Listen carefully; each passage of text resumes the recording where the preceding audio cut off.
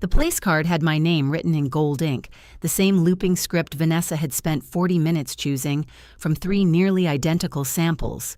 Elaine Mercer. It was set beside my son's plate when I entered the private dining room for the final tasting. Vanessa saw me notice it. "Oh," she said, as if someone had left a wet umbrella on a good chair. She reached across Adam before I could sit down, pinched my card between 2 fingers, and carried it to the narrow table against the wall.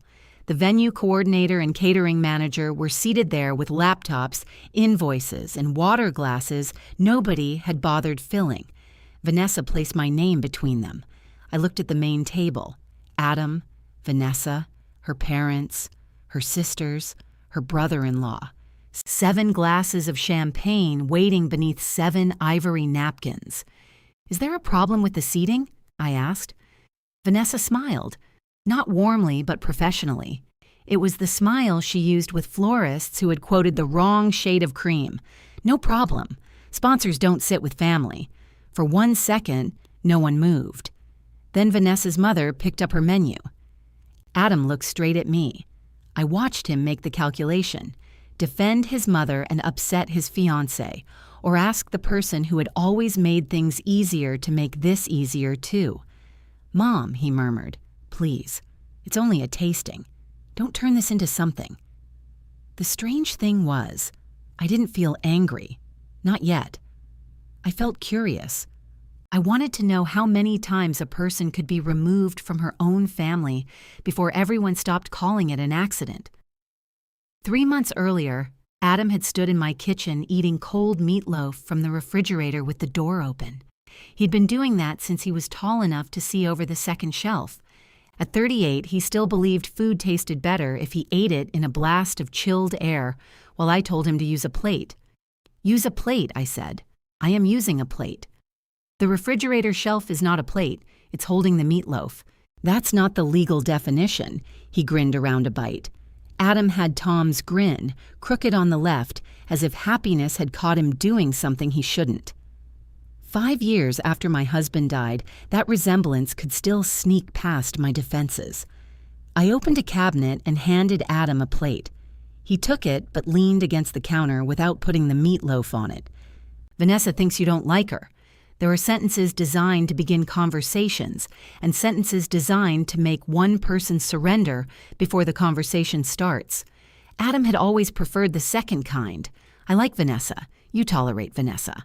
I tolerate everybody. That's what separates us from wolves." "Mom, what did I do?" He sighed and finally transferred the meatloaf to the plate. "It's not one thing." That usually meant it was several things, none of which could survive being said aloud. I waited. He opened the silverware drawer, although the forks had been in the same drawer for 20 years. "She feels like you're keeping your distance." Vanessa asked me not to interfere. She didn't say not to be involved. She said, "We want to preserve the intimacy of the planning process." Adam winced. "Okay, that does sound like her. I preserved it beautifully. Haven't touched a centerpiece." You know what she meant. I truly don't. He took his plate to the kitchen table where I had been sorting mail into piles. Adam pushed aside a garden supply catalog and sat down. My kitchen looked much as it had when he was in college. Blue curtains, scarred oak table, a ceramic rooster Tom had bought as a joke and then defended for 19 years. Vanessa once offered to help me refresh the room. I told her the rooster had seniority. Adam rubbed both hands over his face. "Can we not make this difficult?" "I haven't made anything difficult. You came into my house, ate my lunch, and informed me your fiancé thinks I dislike her. You made the meatloaf for me. I made it Tuesday. You knew I was coming Thursday. I had a reasonable suspicion you'd still be eating by then." He laughed despite himself, and for a moment, we were safe. Humor had always been our little trapdoor. When a conversation became uncomfortable, one of us lifted the rug and we both disappeared. I didn't let him this time. "What does Vanessa want from me?" He focused on cutting his meatloaf with the side of his fork. "She wants you to act excited." "I am excited." "Then maybe show it more." I thought of the bridal brunch Vanessa's sisters had organized without telling me until they needed my mailing address list. I thought of the venue tour I learned about from a photograph Adam sent afterward. In the picture, Vanessa's parents stood on either side of the couple beneath an arbor wrapped in bare vines. Adam had written, "Wish you were here." I had stared at that sentence longer than I should have. If he had wished it, he could have invited me. Instead, I'd replied, "Looks beautiful. Save me some cake." What would excitement look like? I asked. Maybe call her. Ask about the wedding. I did. She told me everything was handled. Well, ask again. Does she want help? No, she wants interest. That sounds like asking if I can help but declining when she says no. Exactly. I leaned back. So I should offer something she doesn't want so she can refuse it and feel supported. When you say it like that, it sounds stupid. I'm hoping there's a way to say it that doesn't. He dropped his fork. Forget it. There it was. The exit he always took when I failed to agree quickly enough. Adam had been easygoing since he was young, which is what people call a man who dislikes conflict when the conflict tends to be handled by women around him. Tom and I used to admire Adam's calm nature. It took me years to realize calm was not always the absence of disturbance. Sometimes it meant Adam had handed the disturbance to somebody else. I gathered the envelopes I'd already opened. I'll call her. His shoulders loosened. Thank you. Not because you've explained what I did wrong. I didn't say you did anything wrong. You arrived with meatloaf accusations. I said she feels I heard you. He gave me a tired look, and there it was again. The suggestion that I had become complicated with age. I wanted to tell him I had always been complicated. He had simply experienced the parts of me that packed lunches, remembered appointments, and made sure his preferred shirts were clean. Instead, I asked about work. That was my surrender. Vanessa answered my call the following morning on the fourth ring. "Elaine, hi." Her voice was bright and hurried. "Is everything okay? Everything's fine." I wanted to hear how the wedding plans were coming. There was a pause, a small one, but long enough for us both to remember that Adam had probably told her I would call. "Good," she said. "Busy. You know how it is." I do. Our wedding had 32 people, and a Ham Tom's cousin smoked in a converted oil drum, but there were still decisions. She laughed politely. I pictured her at the apartment she shared with Adam, walking past the white sofa with the pillows nobody could lean on. Vanessa was 35 with a sharp black bob, excellent posture, and a talent for making beige look expensive. She worked in brand strategy and spoke about the wedding as if it were a product scheduled to launch. Adam mentioned you might want some help, I said. "Oh, we're good. My sisters have taken over most of it. They love this stuff." "Well, if that changes, I'm available." That's sweet. Sweet, the word women use when they are setting something gently outside. "I mean it," I said. "I know, and I'm so grateful." Another pause opened between us. I could have asked why I hadn't been invited to the venue tour. She could have pretended it was spontaneous. We could have each contributed our assigned lie and ended the call feeling worse. Instead, I asked what she had chosen for flowers. For 20 minutes, Vanessa told me about flowers. She explained that white roses were too expected. Baby's breath was having a resurgence she did not trust, and eucalyptus had become visually exhausted. I listened seriously. I asked whether visually exhausted eucalyptus needed a vacation. That earned me a real laugh. By the end of the call, I thought perhaps Adam had been right.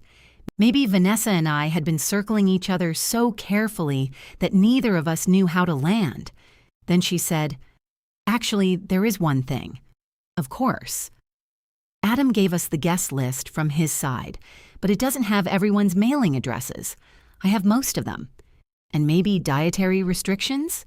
He said you'd know. "I probably do. You're amazing." "I don't know how we'd keep track of all his relatives without you." The warmth in her voice felt good, even though I knew better than to be proud of owning Aunt Linda's latest address. Vanessa emailed the spreadsheet within 5 minutes. There were 64 names on Adam's side. Several were listed only as cousin. One man had been entered as Uncle Michigan. My son had included a former neighbor who had been dead for 3 years. I corrected the names, found addresses, called the relatives whose dietary needs I couldn't remember, and added notes Vanessa had not requested. Arthur could not manage stairs. Sandra and Paul would need transportation because Paul no longer drove at night.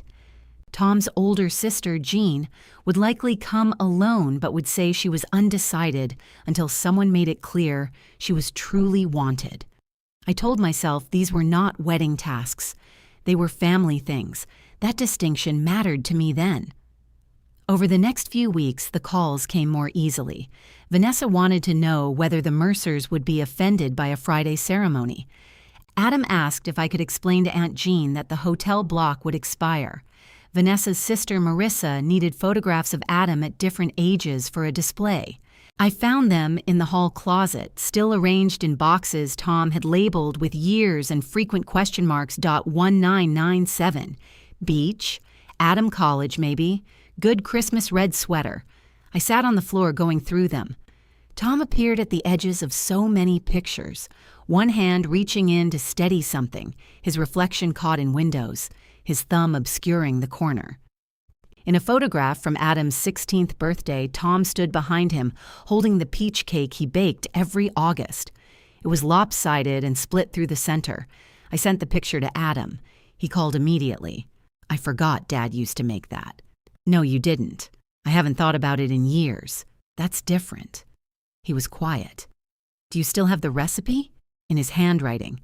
We should have it at the wedding. I smiled at the certainty in his voice. We, not Vanessa and I, not the caterer. We. I could make a small one, I said. It doesn't have to replace the actual cake. Would you? If Vanessa wants it? She will. That evening, Vanessa called and told me the peach cake was perfect.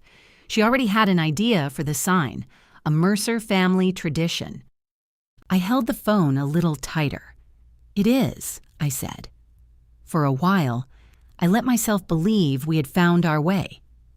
Then Adam came to my house on a rainy Sunday with no appetite and an umbrella he forgot on the porch. He sat at the kitchen table beneath the soft yellow light while water darkened the shoulders of his jacket. The venue called, he said. They had a cancellation. The vineyard? He nodded. It was the one Vanessa had wanted from the beginning, the place with stone terraces and old sycamores and a reception room overlooking the river. It was also far beyond the number Adam had once mentioned when I asked about their budget. That sounds lucky, I said carefully. It would be, except they need the deposit Tuesday. How much? He looked toward the ceramic rooster instead of me. That was when I understood why he had come alone. Months earlier, I had told Adam that his father and I had set aside money to help him with a home someday. Not a fortune. Enough for part of a down payment, depending on where and what he bought. He had thanked me but never asked about it again. Now he folded his hands on my table. Would you be upset, he said, if we used some of that money for the wedding instead? Outside, rain tapped the kitchen window. Tom's rooster smiled foolishly from the counter. Adam waited with the anxious, hopeful face he had worn whenever he needed me to make a difficult thing disappear. I knew I should ask whether Vanessa knew he was here. I knew I should ask what they could change, what they could afford, and why a marriage needed a room overlooking a river. Instead, I reached across the table and covered my son's hands with mine. How much do you need? Adam named a figure that made me remove my hand from his. 28,000? That includes the deposit and the food minimum. The food has a minimum? It's a wedding venue. Do they take food away if people aren't hungry enough? He stared at me. I got up and filled the kettle. Not because either of us wanted tea. My body needed a task while my mind caught up. $28,000 was not going to ruin me. Tom and I had lived carefully. We bought used cars, paid the mortgage early, and argued for 3 years over whether a screened porch was a necessity. Tom had called it a room for mosquitoes with boundaries. We built it anyway, and he spent every spring morning out there. The money for Adam had always been separate in my mind, even after Tom was gone. But a down payment was a beginning. A wedding was a day. Is this the entire cost? I asked. No, how much is the entire cost? He rubbed the back of his neck. Adam. Vanessa has a spreadsheet. Spreadsheets contain numbers. We can handle the rest. I waited for him to offer one. He stood and came to the counter. Mom, I know it's a lot. Forget it. I shouldn't have asked. He picked up his wet umbrella and nearly opened it in the kitchen. Sit down. I don't want you feeling pressured. You came here alone on a rainy Sunday and looked at me with your father's face. Let's not pretend pressure wandered in off the street. His mouth tightened. That's not fair. No, it isn't. Put down the umbrella. He set it beside the refrigerator. The kettle began to whistle. I turned off the burner and forgot about it. If I do this, I said, I need to know what I'm doing. I don't want to be the person who pays a bill and hears afterward that everything was decided in a room she wasn't in. You won't be. I don't need to choose flowers. I don't need my name on a napkin. But if I'm helping you and Vanessa make this possible, I want to be included in the important parts. Of course. And you'll tell her we talked. I'll tell her. You haven't already? She knows I was going to ask. The answer came too quickly. I noticed that. Then I did what mothers often do with things they notice about their adult children. I placed it on a high internal shelf and promised myself I would examine it later. I wrote a check for the deposit that afternoon. The venue required the money by wire transfer, so the check never left my kitchen. It sat beside the ceramic rooster while Adam and I called the bank, and then it went into the shredder. Still, I remembered the pressure of the pen and how my signature slanted uphill at the end, as if even my name was trying to reassure me. Adam hugged me before he left. You have no idea what this means. I have 28,000 ideas. He laughed into my hair. I love you. Tell Vanessa to call me. She will. He forgot the umbrella. Vanessa called 2 hours later. I was on the screened porch, watching rain gather at the edge of the gutters, when her name lit my phone. Elaine, I can't believe you did this. Her voice shook with excitement. Behind her, I could hear Adam talking and the sharp pop of a cork. I hope you're opening something you already owned, I said. I'm tapped out until Tuesday. She laughed. Seriously, this is incredibly generous. You did not have to offer. The word landed softly enough that I almost missed it. Offer. Adam had said he would tell her we talked. He had not said he would tell her he asked. Maybe I was being precise to the point of pettiness. Maybe Vanessa was using offer in the broad sense. I could have corrected her with one sentence. Actually, Adam came to me. Instead, I said, I'm glad it worked out. We're all coming over to Mom and Dad's for champagne. You should come. It was the first time Vanessa had included me in something without needing an address, photograph, or phone number. I'd like that. Great. We're celebrating at 7. I glanced at the clock. It was nearly 6, and I still wore the old gray sweater I used for cleaning. Tonight? Yes. Is that a problem? No problem. Perfect. And don't bring anything. People say that to women my age as though we have never heard it before. We know the phrase doesn't mean arrive empty-handed. It means bring something that appears effortless. I showered, changed, and made a quick stop at the bakery for a lemon tart. By the time I reached the Coles house, the rain had thinned to mist. Patricia Cole opened the door wearing white pants in weather that made white pants an act of faith. Patricia was a small, energetic woman with silver blonde hair and a voice that could make a compliment sound like a correction. She kissed my cheek and took the bakery box. You shouldn't have. Vanessa told me not to, and yet you understood. We smiled at each other. It was the most honest exchange we'd ever had. The Coles' living room was already crowded. Dennis, Vanessa's father, poured champagne at the wet bar. He was a quiet man with a round, kind face and the posture of someone who had spent his marriage moving slightly out of the way. Marissa and Lauren, Vanessa's sisters, were seated on the sectional with Marissa's husband, Eric. Adam stood near the fireplace, one hand around Vanessa's waist. "There she is," he said. Vanessa crossed the room and hugged me. She smelled like jasmine and champagne, our fairy godmother. It was meant affectionately. Everyone smiled. I smiled too. "I don't own a wand," I said. "I have a checkbook and lower back pain." Dennis laughed hard enough to cough into his napkin. Patricia guided me toward the best chair, the one angled toward the fireplace. "We were just saying how perfect the vineyard will be," she said. "Vanessa has pictured herself getting married there since she first saw it." "At Monica Hale's wedding," Marissa said. "Monica's flowers were tragic," Lauren added. "Monica was going through a rustic phase," Vanessa said. The four Cole women began discussing Monica Hale's wedding as if reviewing a natural disaster. I accepted champagne from Dennis and looked at Adam. He lifted his glass to me. For a few minutes I felt happy. Not careful. Happy. Not useful happy. Simply happy. The venue was beautiful. Adam loved Vanessa. Everyone in the room was relieved. Tom would have complained about the cost until dessert and then secretly asked the bartender to pour heavier. Patricia raised her glass. "To Vanessa and Adam," she said, "and to Elaine, whose generous gift made the dream venue possible." Everyone toasted me. It was gracious. It was exactly what should have happened. Still, I noticed the word gift. Then I became irritated with myself for noticing. After champagne, Vanessa spread a thick binder across the coffee table. Fabric swatches, color samples, vendor estimates, and printed photographs filled plastic sleeves. The front page displayed their names in a typeface so delicate I had to lean closer to read it.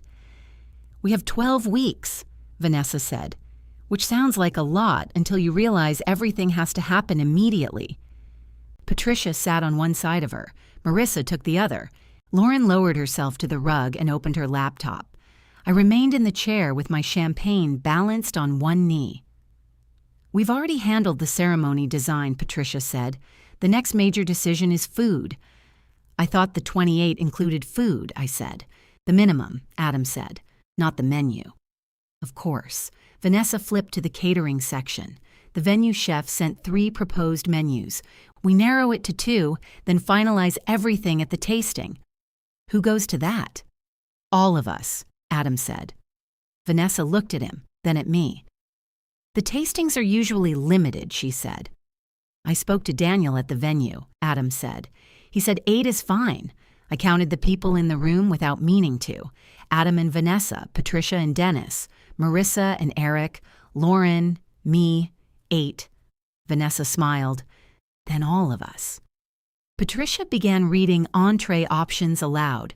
Marissa rejected the mushroom risotto because it looked heavy in photographs. Eric asked if guests were expected to photograph the risotto before eating it. Lauren said everyone photographed food at weddings. Dennis said he'd been eating for 62 years without documentation. I liked him immediately.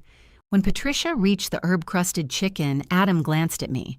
"Mom hates rosemary." "I don't hate rosemary. You pick it out of everything.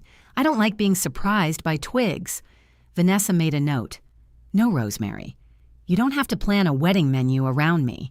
"It's one herb," she said. "We want everyone to feel considered."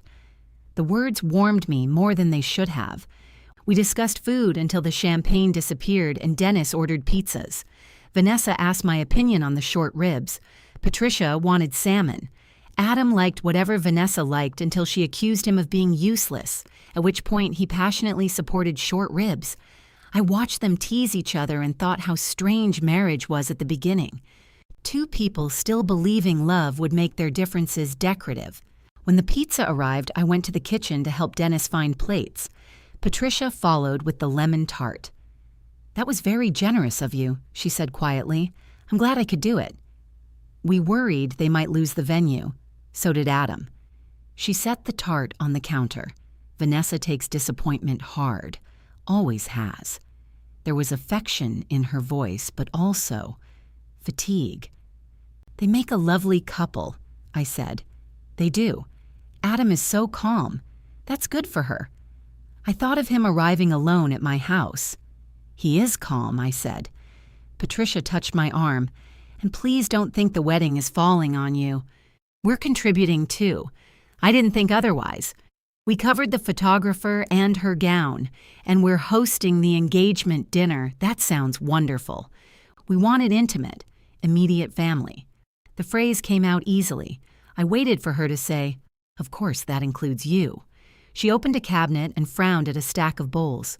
"Dennis, where are the white dessert plates?" "Dishwasher," he called. Patricia smiled at me. "You know men." I did know men. At least, I knew the kind of man who could be discussed while standing 6 feet away. Adam came into the kitchen carrying empty glasses. "Mom, Vanessa wants to show you the invitation wording." "Wonderful." He lowered his voice. "You okay?" "Why wouldn't I be? You got quiet." "I was talking to Patricia." He studied my face, searching for trouble. I made it easy for him. "I'm fine." His smile returned at once. He kissed my temple and carried the glasses to the sink. The invitation sample lay in the center of the binder. Vanessa had chosen thick ivory paper with a torn edge. At the top, in small gray lettering, it read, "Together with their families, Vanessa Claire Cole and Adam Thomas Mercer invite you." I stopped there. "Together with their families." It was only a line on paper, but I let myself rest inside it. The next morning, Vanessa emailed the menu proposals and asked me to compare them with the dietary notes I had gathered. 2 hours later, Marissa texted about hotel rooms. Then Adam called because Aunt Jean refused to book online and wanted to know whether the Riverview rooms were worth $14 extra. By noon, I had 3 lists spread across my kitchen table. At the top of the first, I wrote family. Underneath, without thinking, I began adding jobs. Beside family, I wrote the name of every Mercer relative who had called me, which was nearly all of them. Aunt Jean needed help with the hotel. Sandra and Paul needed a ride from the train station. My cousin Ruth wanted to know whether cocktail attire meant she had to buy something with sequins. Arthur wanted to bring the woman he had been dating for 6 weeks, whose last name he did not know how to spell. Underneath that, I wrote, wedding. The page remained blank. I looked at the 2 headings for a while, pleased with the distinction. Then Vanessa called. "I have a weird question," she said. "Those are usually the interesting ones. Would you be willing to coordinate transportation for the out-of-town guests? Just on Adam's side. Mom's already handling ours." My pen hovered over the page. "That's not weird. I hate asking after what you're already doing for us. You're not asking me to drive the bus, are you?" She laughed. "No. Just figure out who needs what and maybe put people together. I can do that. You're saving my life." "I hope not. That seems like a lot of pressure for a shuttle schedule." After we hung up, I added transportation beneath wedding. Then I crossed it out and moved it under family. It was a small act of dishonesty, but a tidy one. The tasks multiplied in ways that made them difficult to identify as tasks. Marissa asked whether I knew Adam's favorite songs. Lauren needed the names of deceased relatives for the ceremony program. Patricia wanted to confirm that nobody on my side would wear aggressive jewel tones, a phrase that led Aunt Jean to declare she would attend in burlap before letting the Coles inspect her closet. "Do they think Emerald is aggressive?" Jean asked over the phone. "I think Patricia is worried about photographs. Then she shouldn't invite people with faces. You have a beautiful face. I have a face that tells the truth. Cameras hate that." Jean was Tom's older sister, 71, and stubborn enough to treat inconvenience as a competitive sport.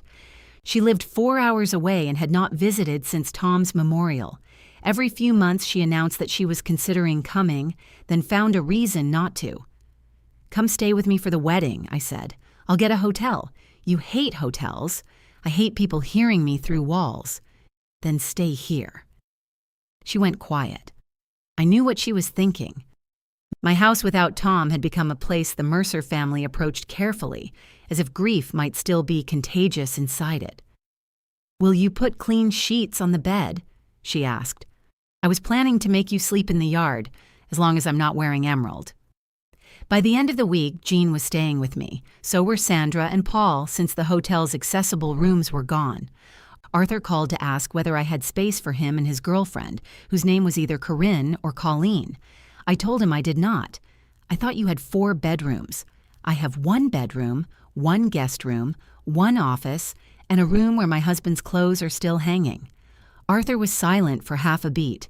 The hotel's probably easier. Yes. I hung up angry with myself, though I wasn't sure whether it was because I had mentioned Tom's clothes or because they were still there. The room had begun as Adam's. After he moved away, Tom used the closet for winter coats and the suits he wore twice a year. When he died, I donated most of his everyday things, but stopped at that closet. 5 years later, his charcoal suit still hung beside the blue jacket he wore to Adam's college graduation. I had not opened the door in months. The wedding reached into rooms I had learned not to enter. Adam came over one Saturday to help measure the guest room. By help, he meant hold one end of the tape measure while checking baseball scores on his phone. Aunt Jean can take this room, I said. Sandra and Paul can use mine because the bathroom is easier. Where will you sleep? The office. The sofa pulls out. I can book them somewhere else. With what rooms? I'll figure it out. I looked at him. He lowered the phone.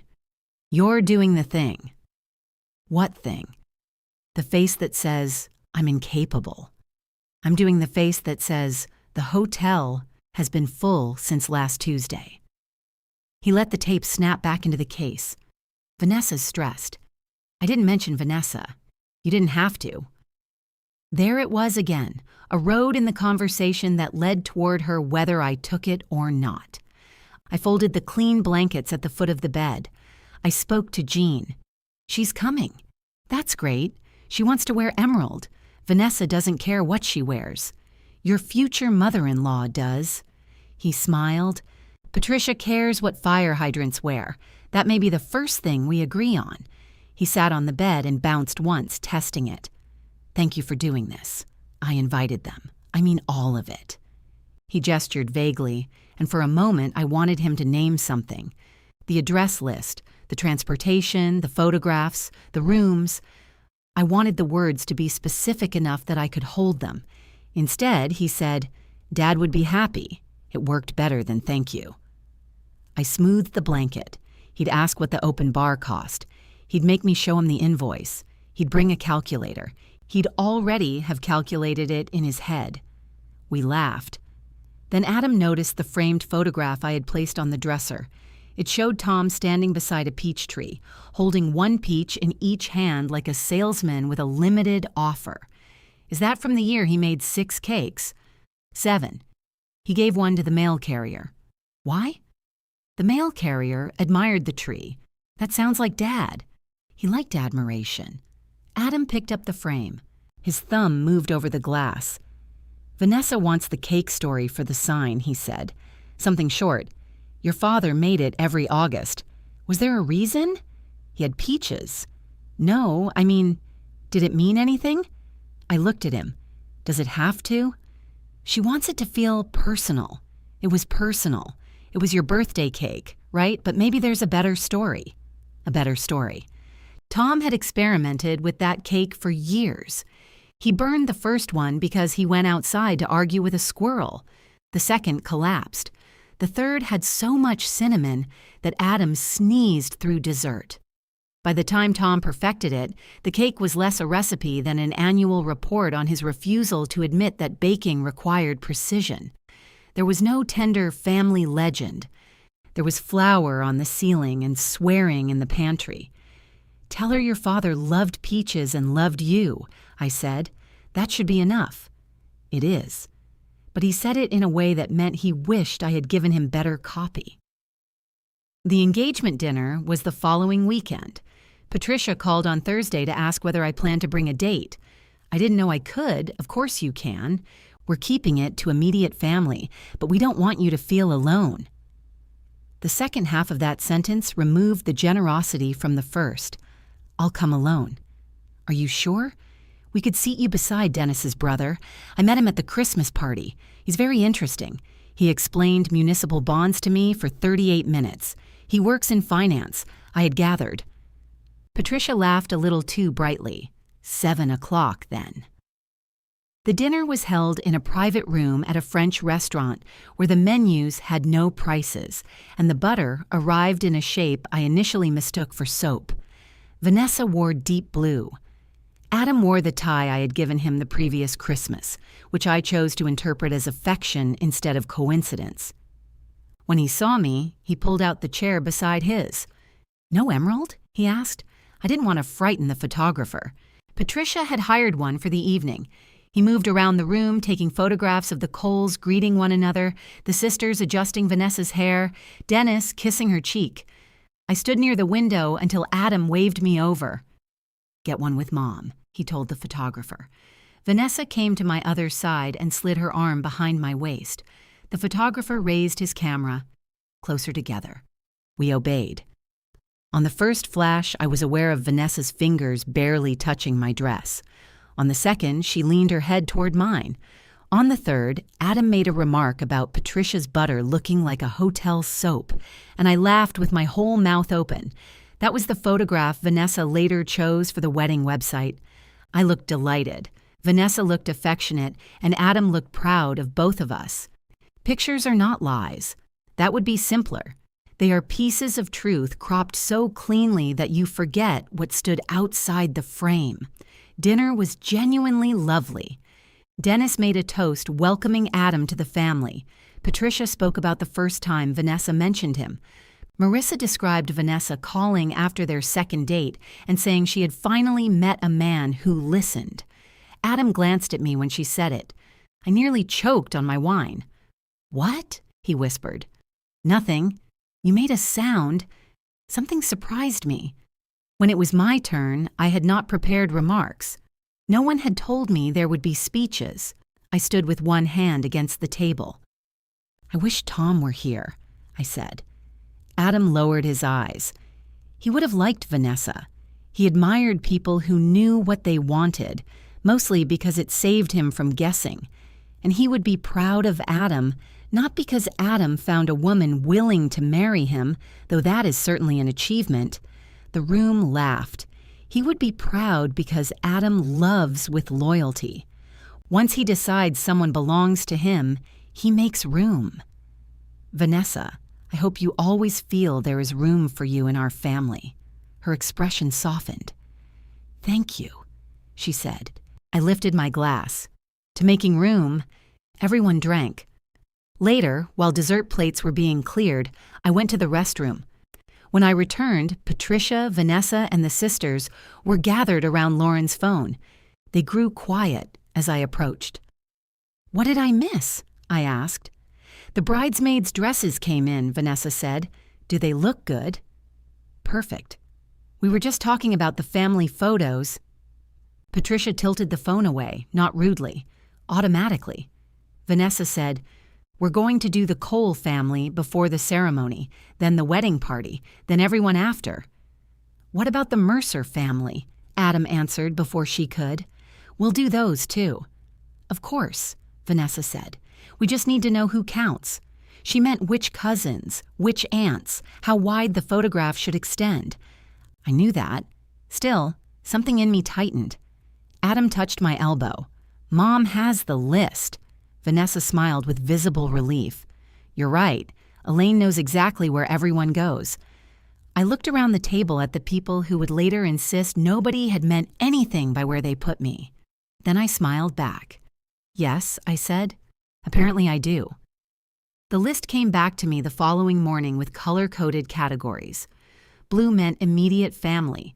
Green meant extended family. Yellow meant people Vanessa wanted available in case there was extra time.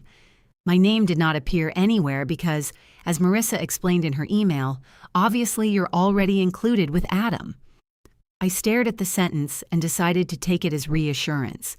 Then I spent an hour deciding whether Tom's second cousins were green or yellow. Wedding planning creates questions no civilization should have to answer. Did a cousin once removed count as a cousin or a removal? Was a person still an aunt after divorcing the uncle everyone actually disliked? If Arthur married Corinne or Colleen between now and the ceremony, would that make her immediate family or simply a scheduling problem? I sent the final list to Vanessa with a note that the photographer should begin with Aunt Jean, because Jean would leave the moment she believed she had been photographed enough. Vanessa replied with a heart. 3 minutes later, she sent another message. You are a lifesaver. Any chance you can also make a master list of airport/train arrivals? I added a third page to my kitchen table. The family jobs spread beyond the paper. I called the hotel, the shuttle company, and Sandra's physical therapist to make sure the van step would not be a problem. I found a local dry cleaner for Arthur who already suspected his suit would wrinkle in transit. I talked Jean out of bringing a slow cooker on the train. I thought I'd make beans, she said. At the hotel? At your house? I have pots. Not for proper beans. You're traveling for 4 hours. They won't know. The other passengers will. She brought it anyway. Vanessa began calling me most evenings. Sometimes she needed information, but sometimes she simply wanted to talk through a decision. I learned that her certainty was not as natural as it looked. She could spend all day defending a choice and then call at 10 at night to ask whether she had made a terrible mistake. Are rectangular tables cold? She asked once. The temperature depends on the room. I mean, emotionally. I've never felt rejected by a rectangle. Round tables feel more communal. They also make it harder to ignore people. That's the point. You haven't met all of Adam's relatives. She laughed, then sighed. Mom wants long tables. Marissa says round. Lauren sent me pictures of a serpentine configuration. That sounds like a digestive tract. It kind of does. What does Adam want? He says he wants me to be happy. I was standing at my kitchen counter with the peach cake recipe in front of me. Tom had written it on a yellow legal pad, his handwriting sloping so aggressively to the right that the measurements appeared to be running away. That isn't an answer, I said. It's his favorite one. There was no anger in her voice, only weariness. For the first time, I wondered whether Adam's calm felt different from the inside of their relationship. Give him 2 choices, I said. Then make him choose. He'll pick whichever one I sound like I want. Yes. So what's the point? You'll get to watch him pretend. She laughed again, harder this time. Those calls made me like her. That complicated everything. It would have been easier if Vanessa had been cruel in a steady, recognizable way. She wasn't. She could make me feel appreciated at 9 o'clock and erased by lunch. She remembered I preferred coffee without sugar, but forgot to tell me the wedding shower date until Patricia needed help addressing envelopes. She asked about Tom and listened closely, then turned one of my stories into 2 polished sentences for the wedding website without showing me before it went up. Adam's father began baking his famous peach cake as a symbol of abundance, perseverance, and unconditional family love. I read it twice. The actual reason was that Tom bought a bushel of peaches from a roadside stand because he misunderstood the price. I called Adam. What does abundance taste like? I asked. What, your father's cake? He groaned softly. You saw the website.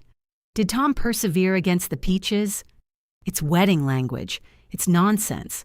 It sounds better than Dad bought too much fruit. But Dad buying too much fruit is the story. Vanessa worked hard on that. I'm sure she did. He was quiet for a moment. Can you just let her have this? I looked down at Tom's recipe. Near the bottom, he had written, "Don't panic" in block letters beside the instruction to fold in whipped egg whites. Have what? The cake story. She can have the cake. The story already happened. You know what I mean. I did. He wanted the version that fit cleanly on a sign. Fine, I said. Thank you. That afternoon, Vanessa called to tell me she had changed the wording. Our family's peach cake, baked every August by Adam's late father, Tom. It was simple and true. I hope that's okay, she said. It's lovely. I don't want you to feel like we're taking something that belongs to you. The thoughtfulness in her voice embarrassed me. It belongs to Adam, too. I know, but you're the one making it. That matters. I almost told her about my conversation with Adam. Something stopped me. Perhaps loyalty? Perhaps habit? We should do a test cake, she said. Tom would call that cowardice. I would call it quality control. Then you can come over Sunday and supervise." She did. Vanessa arrived in old jeans with her hair pulled into a loose knot. Without the straight posture and careful clothes, she looked younger and less certain. She brought wine, 3 kinds of peaches, and a digital kitchen scale I refused to use on principle. "Baking is chemistry," she said. "Tom failed chemistry. That explains the recipe." We argued about whether a handful was a unit of measurement. She held the bowl while I folded in the egg whites. When I reached for the cinnamon, she read Tom's note aloud. "Not too much this time." What happened last time? Adam sneezed for 20 minutes. She smiled. "Tell me more things like that." So I did. I told her about Tom accusing a squirrel of stealing the best peaches. I told her Adam used to scrape the cooked fruit out and leave it in a pile because he claimed fruit did not belong in cake. I told her how Tom made the final cake every August even after Adam moved away, then drove half of it to him in whatever apartment or borrowed house he was living in. Vanessa leaned against the counter, listening. "He loved him," she said. "Very much. Adam doesn't talk about him often. He thinks talking makes grief worse." "Does it?" "No, it makes grief less lonely." The oven timer rang before either of us had to decide what to say next. The cake emerged uneven and golden, with peach juice bubbling along one cracked edge. Vanessa photographed it from above. "No filters," I warned. "Maybe 1 filter." We ate 2 slices at the kitchen table while it was still too warm. "This is better than the wedding cake," she said. "Don't tell the baker. I'm serious. It tastes like someone made it." "I should hope so." "No, I mean it tastes—" She searched for a word and gave up. "Real." Her phone rang. Adam's name appeared on the screen.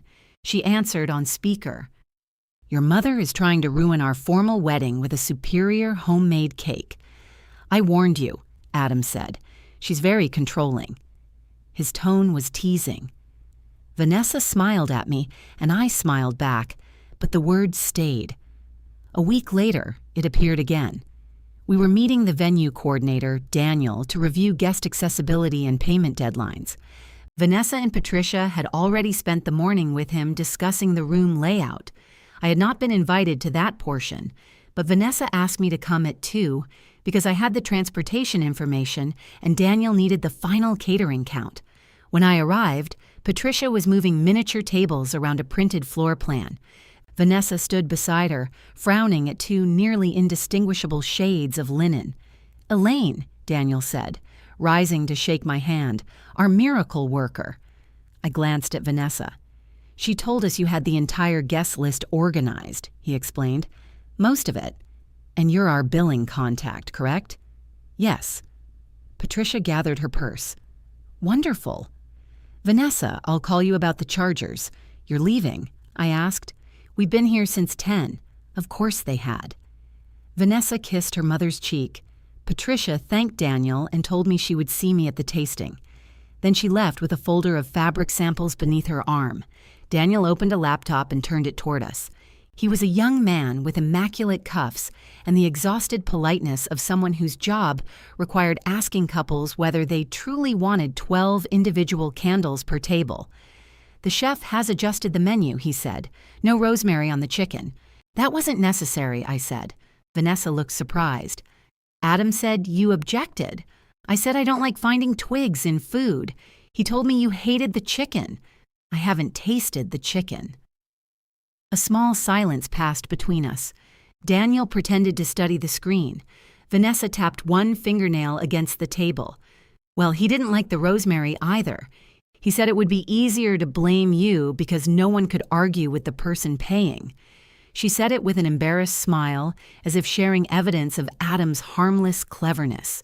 I tried to return the smile. Apparently they can. Daniel cleared his throat and moved to transportation. For the next hour, we worked well together. Vanessa had remembered Arthur's uncertain guest. I had remembered Jean's aversion to early photographs. Daniel arranged a van for Sandra and Paul and promised the peach cake could be displayed beside the formal one. When we finished, Vanessa squeezed my hand. "I know this is a lot," she said. "After the tasting, it should get easier. Who's coming?" "Us, Mom and Dad, my sisters, Eric, and you. Just the 8. And Adam." She blinked, then laughed. Obviously, Adam. "Lauren may have to miss it for work. We'll make it fit." On the drive home, I told myself she was overwhelmed, that she had not counted because she was tired, that people forgot obvious things precisely because they were obvious. The final tasting arrived on a bright Thursday afternoon. I wore the green blouse Adam once said made me look like I knew how to negotiate. The private dining room smelled of fresh bread and lemon polish. 7 champagne glasses waited around the main table. And beside Adam's plate, written in gold, was my name. Vanessa came in behind me. I saw her reflection in the dark window as she noticed where I was standing. "Oh," she said. She lifted the card and looked around as though searching for the proper place. There was an empty chair between Lauren and Eric. There was another against the wall. Instead, Vanessa carried my name to the narrow table where Daniel and the catering manager sat with their laptops. She placed it between them. The movement took perhaps 4 seconds. It was enough time for Adam to stop her. He didn't. "Is there a problem with the seating?" I asked. Vanessa adjusted the card until it lined up neatly with the catering manager's water glass. "No problem. Sponsors don't sit with family."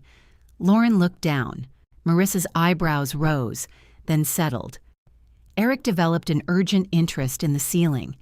Dennis made a soft sound. "Vanessa." "What?" She glanced at him.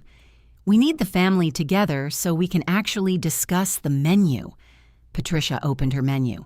"The soup sounds nice." That was the moment Adam looked at me. "Mom, please. It's only a tasting. Don't turn this into something."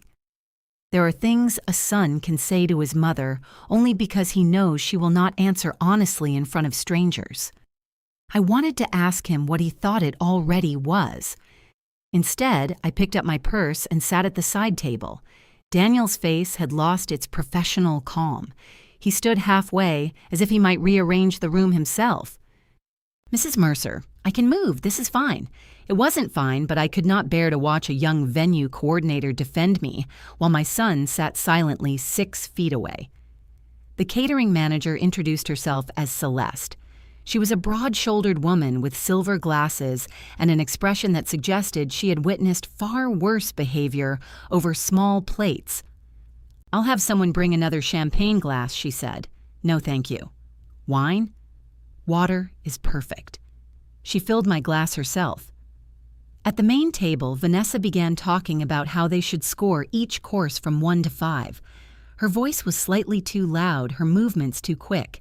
She passed out pencils bearing the vineyard's name. "Do we need categories?" Marissa asked. "Taste, presentation, and overall impression." "Isn't overall impression just taste wearing a hat?" Eric said. Normally, I would have laughed. Dennis glanced over at me. I smiled so he would stop looking worried.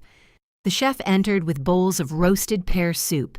He described brown butter, thyme, and something called a cider reduction. Everyone listened solemnly, as though the pear had died in service to a great cause. A server placed bowls around the main table before bringing one to me. Daniel and Celeste did not receive food. I looked at my bowl. "Are you tasting?" Celeste asked quietly. "Apparently." She pressed her lips together. The soup was excellent. I wrote a 5 in every category because I had no intention of contributing my actual preferences to a family discussion I had been physically removed from. "What do you think, Mom?" Adam called. I looked up. He had turned in his chair, pencil resting between his fingers. Vanessa watched me from across the table. "It's very good." "Too sweet?" he asked. "No." "What score?" 5. "All 5s?" "Yes." Vanessa looked back at her card. "We're trying to be critical. I'm sure you'll manage." Eric coughed into his napkin. It might have been a laugh. The second course was salmon. Patricia found it dry. Marissa thought the plate needed color. Lauren said she liked it, then changed her score after Vanessa reminded her that she did not usually eat fish. I watched the Cole family negotiate with one another. They interrupted. They disagreed. Patricia tried to persuade Vanessa.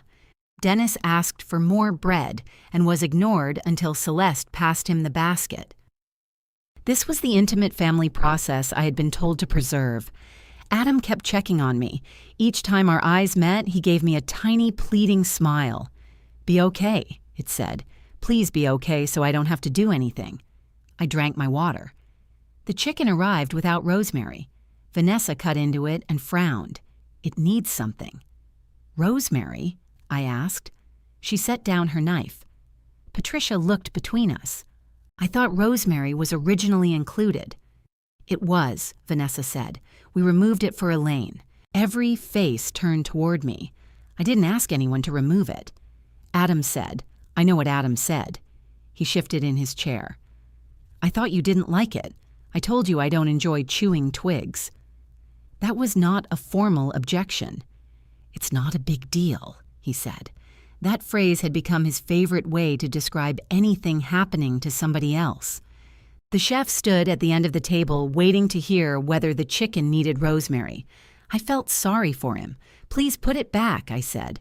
"The chicken has suffered enough." This time, Eric definitely laughed. Dennis did too, although Patricia shot him a look. Vanessa wrote something on her scorecard. "Rosemary restored." "Excellent," I said. The short ribs came next. They were rich and tender, and Adam closed his eyes at the first bite. "This," he said. "We're doing this." Vanessa shook her head. "It's heavy. It's dinner. It's June. People eat cows in June." "The salmon photograph's better," Marissa said. Eric leaned toward her. "Are we feeding guests or building the salmon's portfolio?" Even I laughed at that. For 10 minutes, the room loosened. Dennis told a story about ordering steak at his own wedding and being served chicken. Patricia corrected every detail. Lauren asked Celeste whether they could serve both entrees. Vanessa objected to the added cost, then caught herself and looked at me. "The package has some flexibility," Daniel said, "but the split entree would increase the final count by approximately $2,400. The table went quiet again. Vanessa turned toward me. Not fully, just enough. I could see the question forming before she asked it. "If it's important to both of you," I said, "choose both." Her shoulders relaxed. "Are you sure? It's your wedding."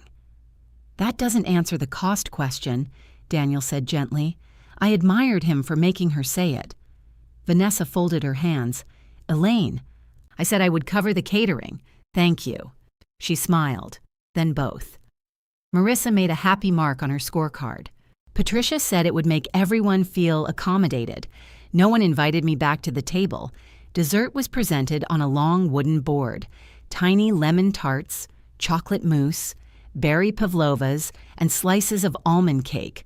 Beside it, Daniel had printed a sample of the peach cake sign, our family's peach cake, baked every August by Adam's late father, Tom. The card stood at the center of the main table. Adam picked it up. "This looks good." "The lettering will match the invitations," Vanessa said. Patricia touched the edge. "Such a sweet tradition." I looked at Tom's name in gold ink, then at mine on the side table between two open laptops. Something inside me became very quiet. Vanessa had not moved me because she forgot who I was. She had moved me because she knew exactly what I was useful for. My money could sit at her family table. My husband's memory could sit there. His recipe could sit there. I could not. Celeste leaned closer. "Would you like me to bring the peach cake card over here?" "No," I said. "It's where they want it." After dessert, the chef left and Daniel reviewed the final selections. Pear soup, salad, both entrees. Rosemary restored.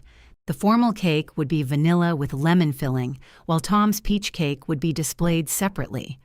"Mrs. Mercer," Daniel said, "I'll email you the revised invoice tomorrow.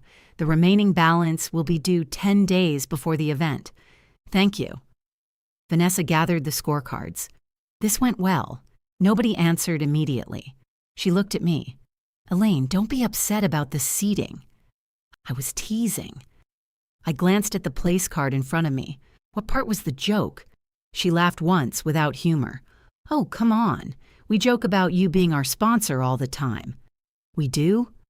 Fairy godmother. Sponsor. It's affectionate. Do fairy godmothers eat with the staff? Daniel looked at his laptop. Celeste did not bother pretending. Adam pushed back his chair.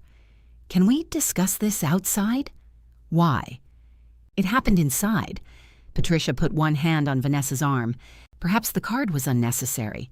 The venue put out the cards, Vanessa said. You moved mine, I said, because that's the family table. Her words landed harder the second time because now she was defending them. Dennis closed his eyes. Adam stood. Vanessa, stop. I looked at him, not because he had finally spoken, because he had waited until the room had become unbearable for him. Vanessa stared at the menu. Her cheeks had flushed. I meant my family. They needed to sit together. And Adam, I asked? He's becoming part of my family. The answer came naturally. I saw the instant she heard herself. She opened her mouth, but Adam interrupted. Mom, she didn't mean you're not family. Then what did she mean? He looked at Vanessa for help. She had none to give him. I picked up my place card and slid it into my purse. I did not know why. Perhaps I wanted proof, although no one in the room would ever deny what had happened. They would only deny what it meant. Thank you for the tasting, I told Daniel and Celeste. Outside, the sunlight was painfully bright. I reached my car before Adam called my name. He caught up beside the driver's door. Can you wait? I'm standing still. Vanessa was out of line. Yes. She gets weird around her family. She seemed very comfortable. You know what I mean? No, Adam. I keep knowing what everyone means, and somehow it always means I should ignore what they actually say. He rubbed his forehead. She's been under pressure for weeks. So have I know. Do you? His eyes moved toward the restaurant entrance. Vanessa stood behind the glass door with Patricia and Marissa. Her family had formed around her without discussion. Adam lowered his voice. You didn't have to make it worse. I unlocked my car. You saw her move my name. I froze. No, you made a choice. That's not fair. Nothing is fair when it's described accurately. I got into the car before he could answer. At home, the 3 lists were still spread across my kitchen table. Family, transportation, photographs. Beneath them lay the rehearsal schedule Vanessa had emailed that morning and the welcome bag supply sheet Patricia wanted me to price. I removed my place card from my purse and set it beside the pages. Then I began making a new list. At the top, I wrote promised. Under that, I wrote one word, money. Everything else went into a folder. The folder was blue, with an elastic band that had gone loose from age. I had used it for Tom's insurance paperwork, then for the documents connected to his memorial. I emptied the last 2 receipts from it and placed them in the filing cabinet. Transportation went in first, then the photograph groupings, hotel confirmations, arrival times, dietary notes, welcome bag price comparisons, the phone number for the shuttle company, and a handwritten list of people who would need someone to call them instead of sending a text. I kept the peach cake recipe. At 11 that night, Adam sent me a message. Home safe? I stared at the words. Yes. The 3 dots appeared immediately. Can I call? Tomorrow. Come at 10. Bring Vanessa. He did not answer for several minutes. Okay. I slept badly. Every time I closed my eyes, I saw my place card moving through the air in Vanessa's hand. Not her face, not Adam's, just the little rectangle with my name on it, traveling 6 feet from one definition of me to another. At 9 the next morning, I made coffee and set out 3 mugs. Then I put 2 of them back in the cabinet. That was childish, so I took them out again. Adam and Vanessa arrived separately. He came first and stood on the porch with his hands in his pockets. She pulled up 4 minutes later, parked too close to the mailbox, and stayed inside her car long enough to finish a phone call. When she came in, she looked composed. Pale trousers, cream blouse, hair smooth. Adam looked as though he had slept in what he was wearing. No one hugged.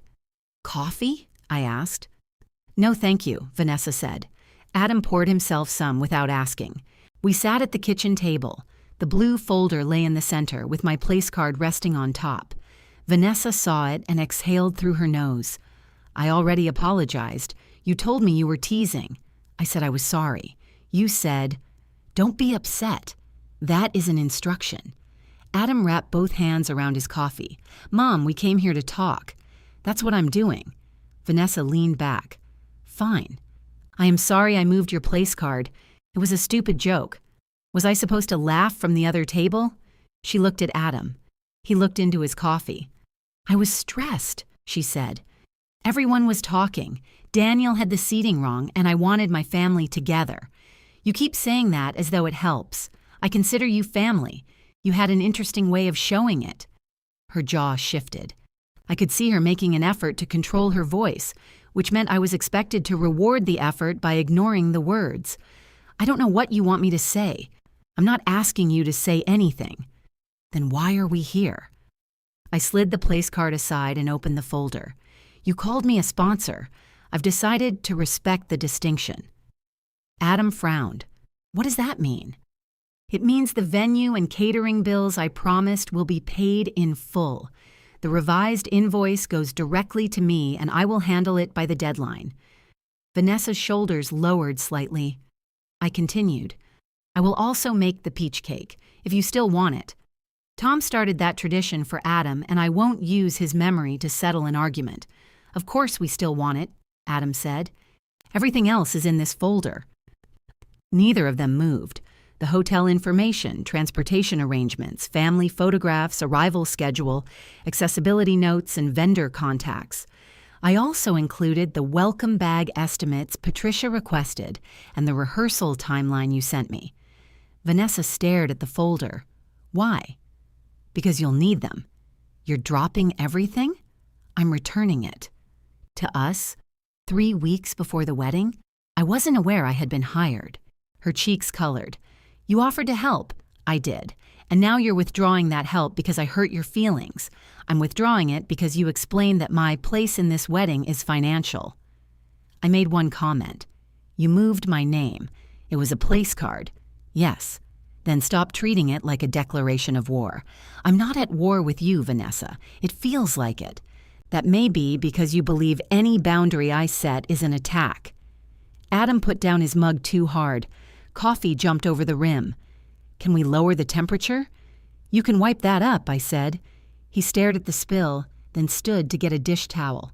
Vanessa watched him. "This is exactly what I was afraid of when you gave us the money." "Which part?" "That it would come with conditions." A strange calm came over me. "What conditions did I attach?" "You said you wanted to be involved in important decisions. I asked not to be treated like a bank. You volunteered to pay for the venue." Adam stopped wiping the table. I looked at him. He kept his eyes on the coffee. "Is that what you told her?" I asked. He folded the dish towel once, then again. "You did volunteer. You came here and asked whether you could use the money your father and I saved for your future home. I asked if you'd be upset. You named the amount." Vanessa turned toward him. "You said she had already offered wedding money." "It was money for me. That isn't the same thing. I didn't think the wording mattered. I almost laughed. The wording always mattered when someone was trying not to be responsible for the meaning." Vanessa's face had changed, not softened, sharpened in a new direction. "So you came here and asked her," she said. "We discussed it. Did you ask her or not?" "Yes, but she was happy to do it." They looked at me together. I could have used that moment. I could have widened the crack between them by telling Vanessa how Adam sat under the kitchen light in his wet jacket, how he looked at the rooster instead of me, how carefully he presented the vineyard as the only door to her happiness. But the problem was not that Adam had asked.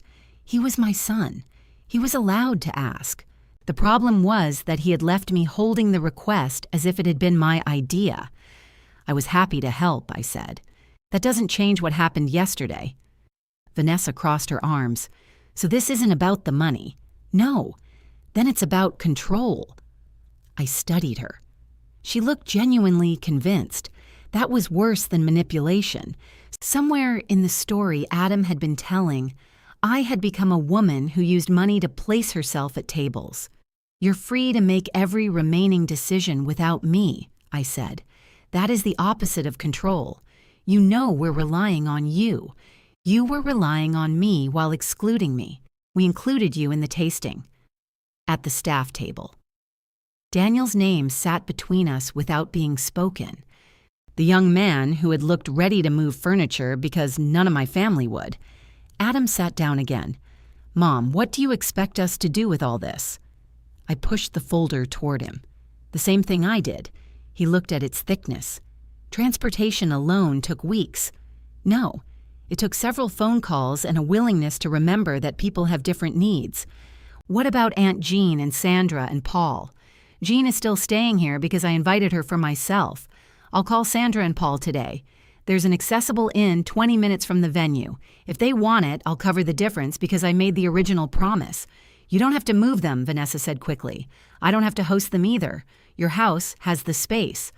My house is not an overflow hotel for a wedding where I'm not considered family. That's dramatic. It's accurate. She looked away first. Adam rested his hand on the folder. "And the rehearsal dinner?" "There is no rehearsal dinner in here. I thought you were hosting one. No one asked me." "Mom, the groom's family, traditionally—" Be careful with that sentence. His mouth closed. Vanessa rubbed her temples. "We assumed, yes. We'll have to find somewhere. Yes. With 3 weeks' notice. Yes." Each answer made me feel both stronger and more miserable. This was the part people leave out when they praise boundaries. A boundary is not a clean white line. It is a door you close while someone you love is still standing on the other side. Even when you know they can knock, you hear the latch. Adam's expression hardened. "This is punishment." "No, punishment would be canceling the payments and leaving you with a venue you can't afford. I will keep every promise I made. I will not keep doing jobs I was handed because everyone assumed I would be too grateful for scraps of inclusion to say no. I never handed you scraps. You handed me a side table." Vanessa stood. "I can't do this." She picked up her purse and walked toward the front door. Adam remained seated. "Aren't you going after her?" I asked. He looked at me with such tired resentment that for a second I barely recognized him. "Is that what you want? What I want seems to be the one decision you're determined not to make." He got up and took the blue folder. At the doorway, he stopped beside the ceramic rooster. "Dad would hate this." The words struck exactly where he intended them to. I held the edge of the table. "Your father would have moved my card back." Adam flinched. Then he left. Through the front window, I watched him walk to Vanessa's car. She did not unlock the passenger door at first. He stood in the driveway holding the folder against his chest while she looked straight ahead. Finally, the lock clicked. He got in. They drove away separately from his car, leaving it parked at my curb. I almost called him back. Instead, I took his mug to the sink. The coffee inside was still warm. Patricia phoned before noon. "I don't want to be put in the middle," she began. "Then don't stand there." She paused. "I understand there was a disagreement. There was a sentence, Patricia. Then there was a decision. Vanessa feels terrible." "Does she?" "She feels you're abandoning them. I'm paying for the wedding. This isn't about money." The irony was so perfect I had to sit down. "No," I said, "it isn't." Patricia lowered her voice. "The welcome bags are half finished. I included all the price information in the folder. And transportation, also there. She has so much on her. Then perhaps the people at the family table can help." The silence that followed was not empty. Patricia was deciding whether to become angry with me or admit she understood. "We all handled things badly yesterday," she said at last. "I sat down where your daughter put me. I should have said something. Yes, I didn't want to embarrass her. You chose not to embarrass Vanessa because I was already embarrassed." She breathed out slowly. "I suppose I did. It was the closest anyone had come to honesty." After we hung up, I called Sandra and Paul. They accepted the inn without complaint. In fact, Sandra sounded relieved not to share a bathroom with Aunt Jean, who had once accused her of using decorative towels. Then I called Jean. I told her nothing about the tasting. I only confirmed that she was still staying with me. "Of course I am," she said. "I'm bringing beans."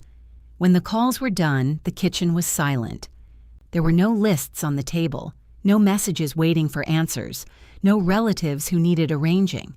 For the first time in months, no one needed me. I had thought that would feel like freedom. It felt like disappearing. For 2 days, I carried my phone from room to room as if waiting for an organ transplant. It did not ring. No one needed a hotel address. No one had forgotten the ceremony time. Nobody wanted to know whether tan shoes were acceptable after 6. I made coffee for one and poured half of it away. At 10 on Monday morning, I stood in the grocery store holding a bag of coffee beans and realized I had been buying Adam's preferred dark roast for years. I did not even like it. It tasted like someone had boiled a fence post. I put it back and bought hazelnut. That felt so petty I nearly laughed in the aisle. When I got home, Adam's car was gone from the curb. He had retrieved it without knocking. I told myself that was for the best. Then I resented him for it. The revised catering invoice arrived that afternoon. The split entree had increased the total exactly as Daniel predicted.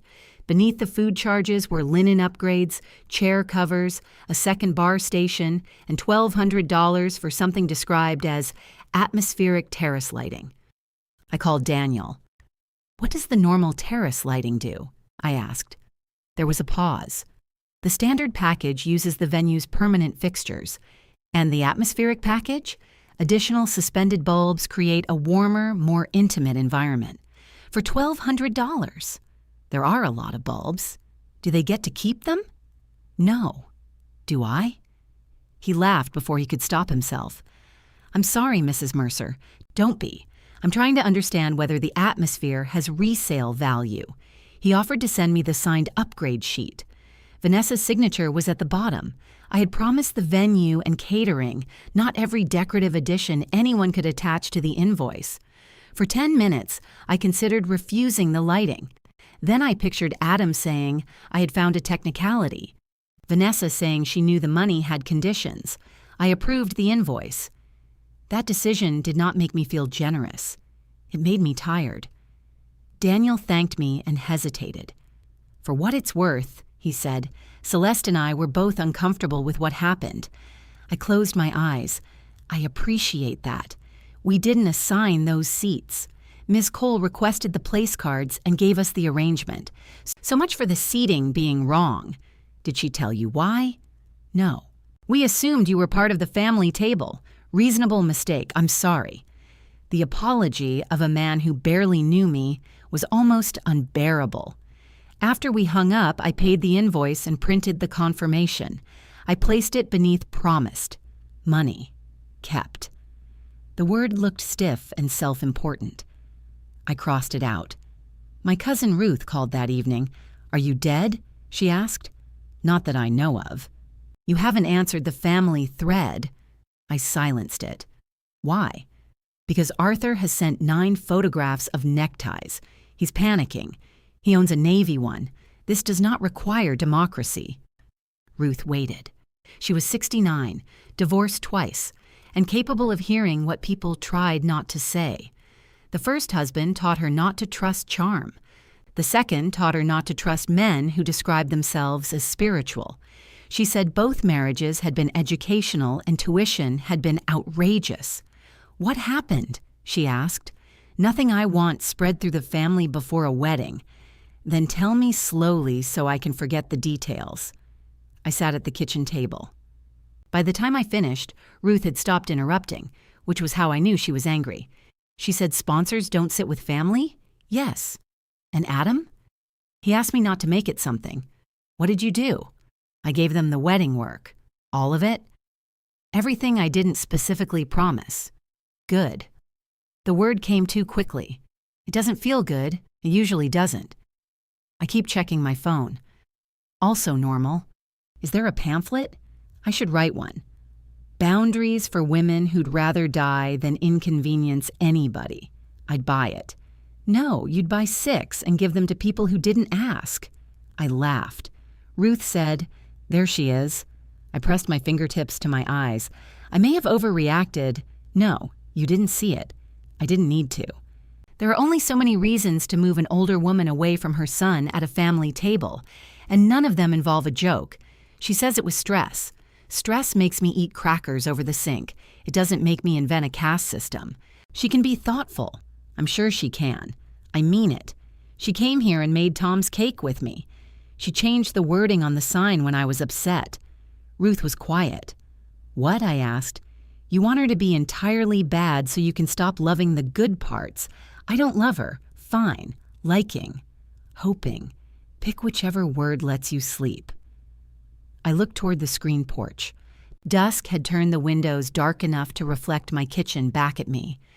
"She's going to be Adam's wife," I said.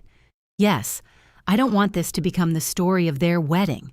Then don't make it the story. Let it be one true thing that happened. And if they tell everyone I abandoned them, did you? No. Then people will either know you or they won't." That answer annoyed me because it required letting people be wrong. "Are you still wearing sequins?" I asked. "Head to toe. Patricia may have you removed. Put me at the sponsor table. I hear there's room."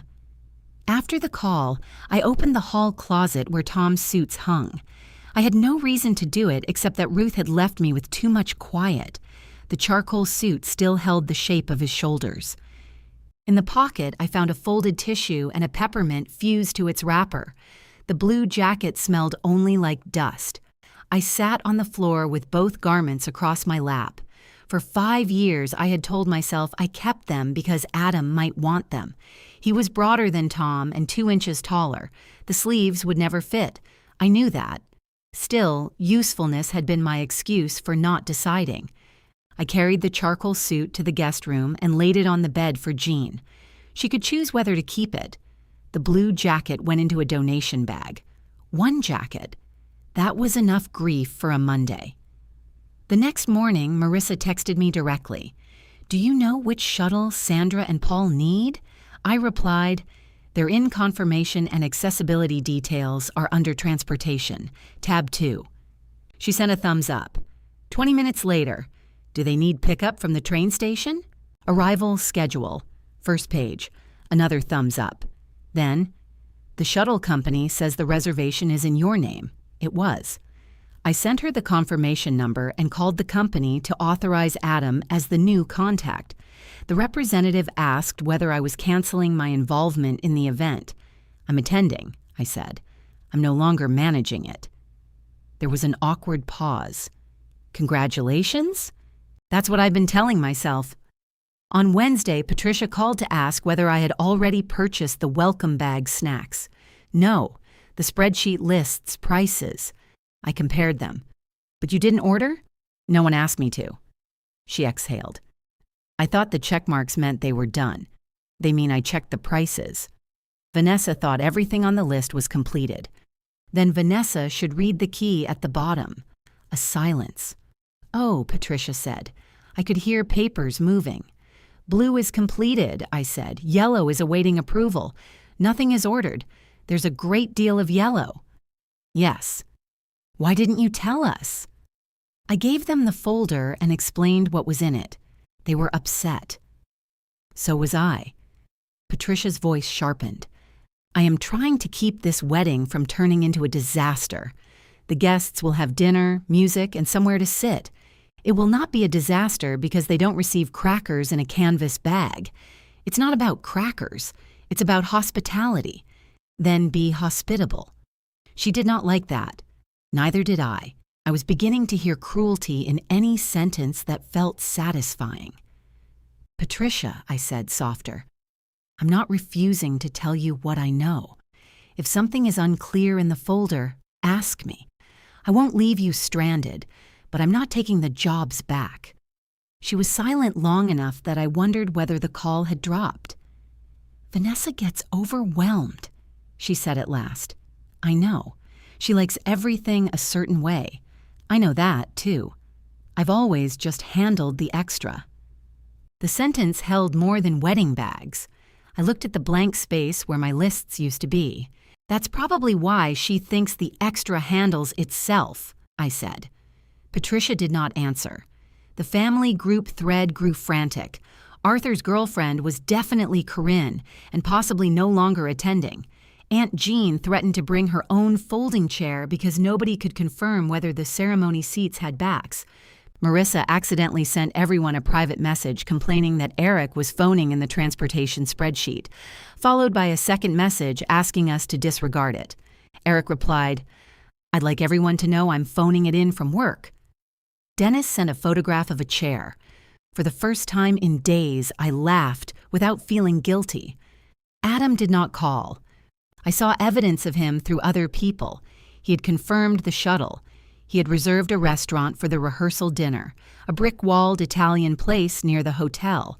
He had called Aunt Jean himself and survived 26 minutes on the subject of chairbacks. Each completed task gave me two opposing feelings: pride that he could manage and pain that he was proving he could proceed without me. I had wanted him to stop using me.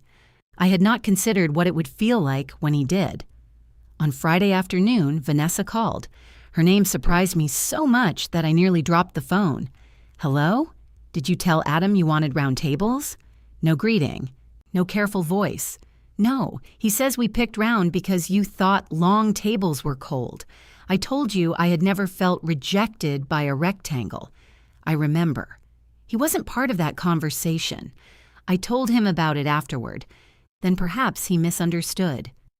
There was a sound on her end, something being set down hard. "Did you tell him the short ribs were important to you?" "No." "The rosemary?" "No." "Did you say you wanted the peach cake sign to use the word tradition?" "No, I objected to the original story, and you changed it." She breathed in slowly. "Did you ask him to make sure you were included in the tasting?" I asked who was coming. He said all of us. He said, "That isn't what he told me." "What did he tell you?" "That you expected to attend because you were paying." I closed my eyes. The line went quiet. When Vanessa spoke again, the anger had left her voice. What remained sounded less comfortable. "How many of my decisions has Adam blamed on you?" she asked. "I don't know. Neither do I." For the first time since she moved my place card, we were not standing on opposite sides of it. We were both looking at Adam. Vanessa was the first to look away. I heard a cabinet close on her end. "He said you objected to the long tables because you couldn't hear well at the engagement dinner. My hearing is fine." He said the wording on the invitation had to say, "together with their families," because you were sensitive about being left out. I didn't see the invitation until your mother's house. He said you didn't want a formal rehearsal dinner because the venue was already too expensive. No one asked me to host a rehearsal dinner. He said, "Vanessa." She stopped.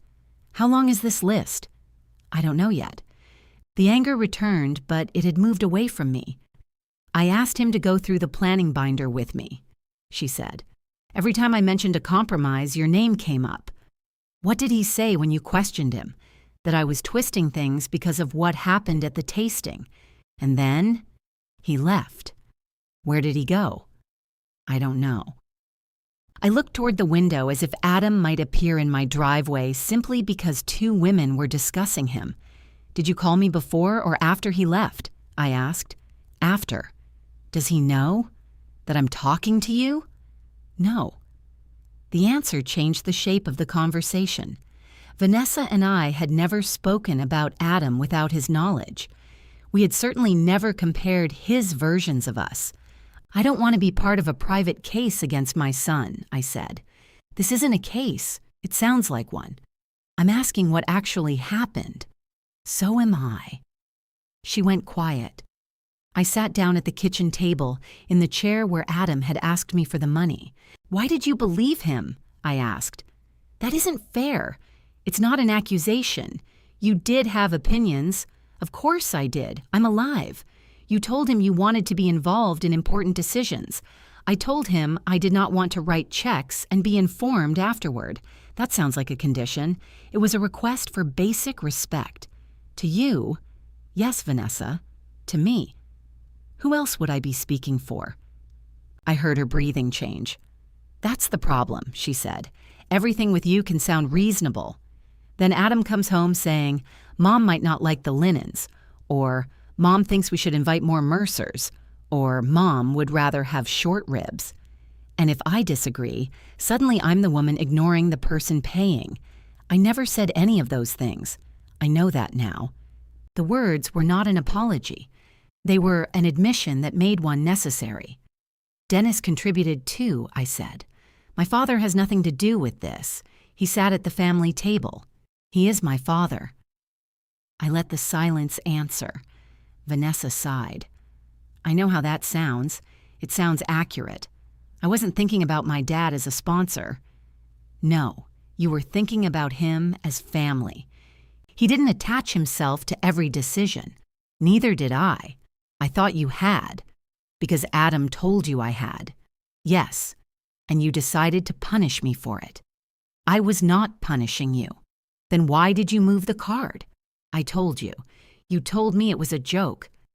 Then you told me you needed your family together. Now you're telling me I interfered in decisions I didn't know existed. Which answer do you want to keep? There was a long pause. When she spoke, the Polish had gone from her voice. I was angry. It was the first thing she had said about the tasting that I believed completely. With me? Yes. For paying? For making it feel like I owed you a role. I didn't ask for a role. I already had one. That's easy for you to say. I am his mother, and I'm going to be his wife.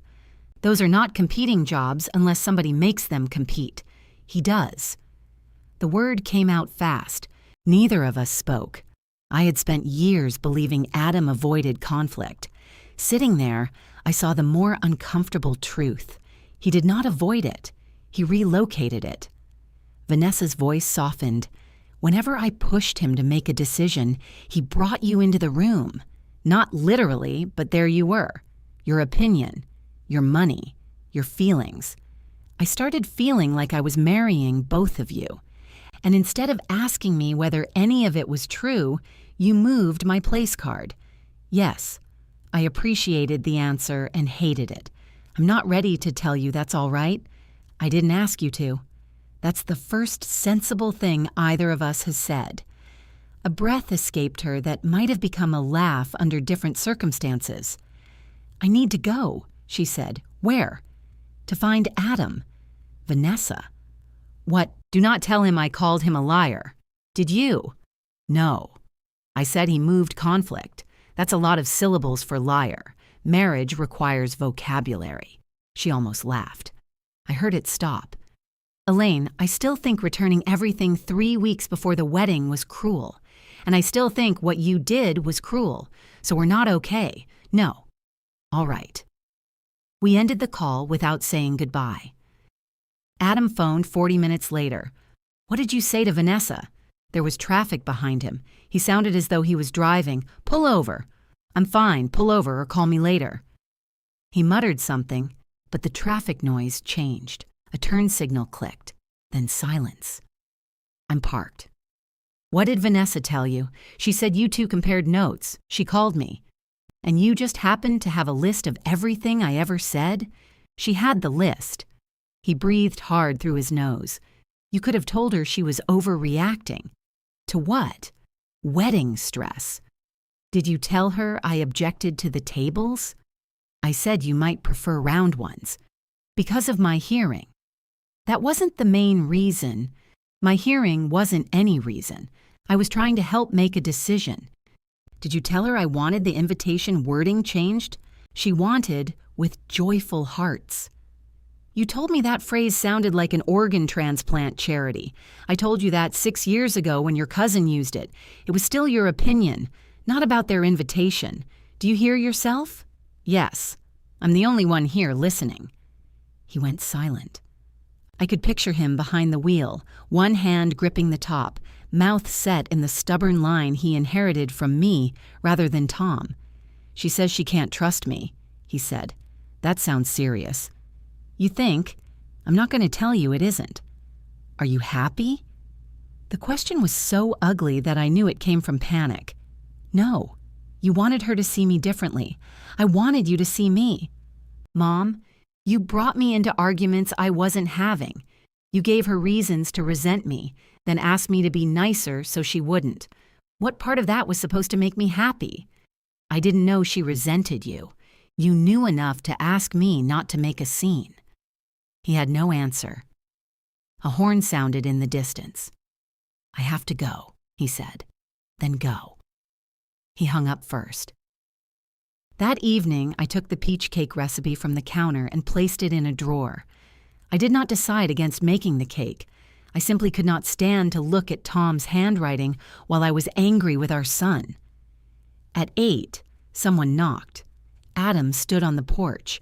He looked worse than he had that morning at the kitchen table. His shirt was wrinkled, his eyes red around the edges. Can I come in? I stepped aside. He went to the kitchen automatically but did not sit. Instead, he walked to the ceramic rooster and turned it so its foolish face pointed toward the wall. Your father liked that rooster, I said. He liked that you hated it. That may be the same thing. He rested both hands on the counter. Vanessa wants to postpone the wedding. My first feeling was fear. My second was guilt for the small, shameful note of relief beneath it. What do you want? I want to get married. That wasn't the question. Yes, it was. No. I asked what you want. You told me what you want to do. He looked at me as if I had changed the rules of a game halfway through. I love her. I believe you. Then why are you doing this? I didn't ask her to postpone anything. You gave her ammunition. No, Adam. I identified where you stored it.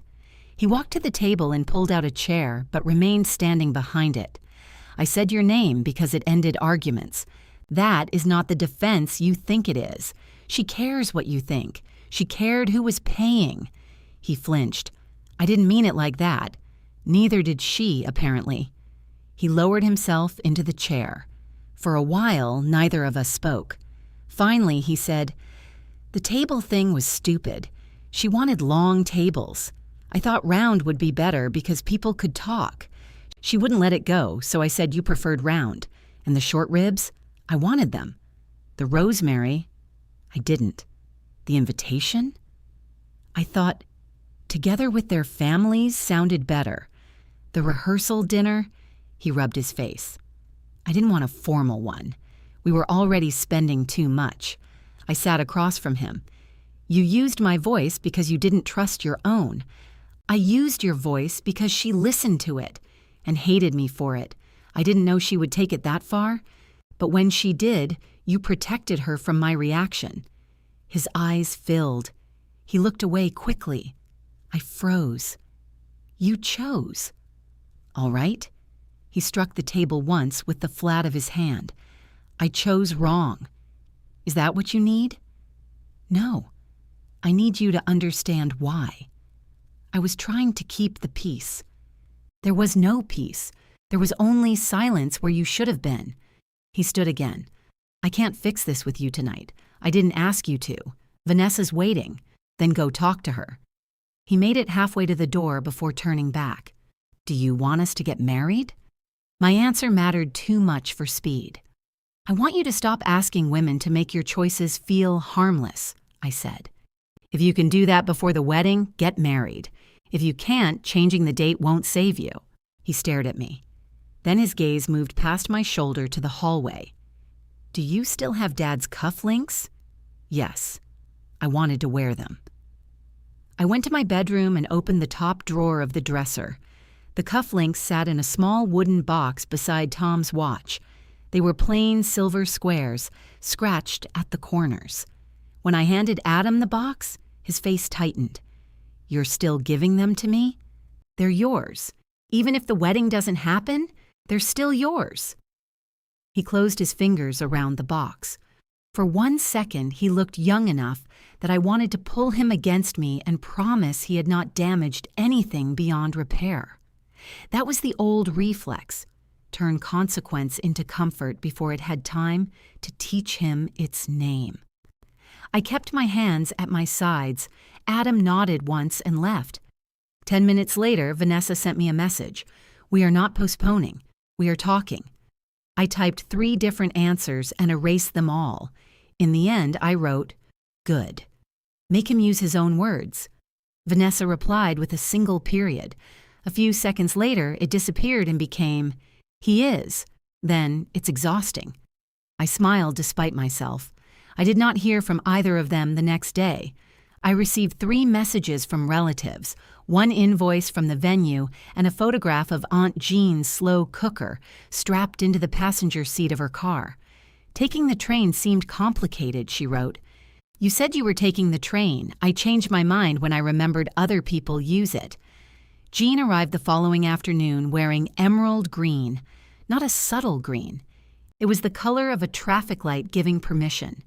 She stepped out of her car, looked down at herself, and said, "Do you think Patricia will feel threatened?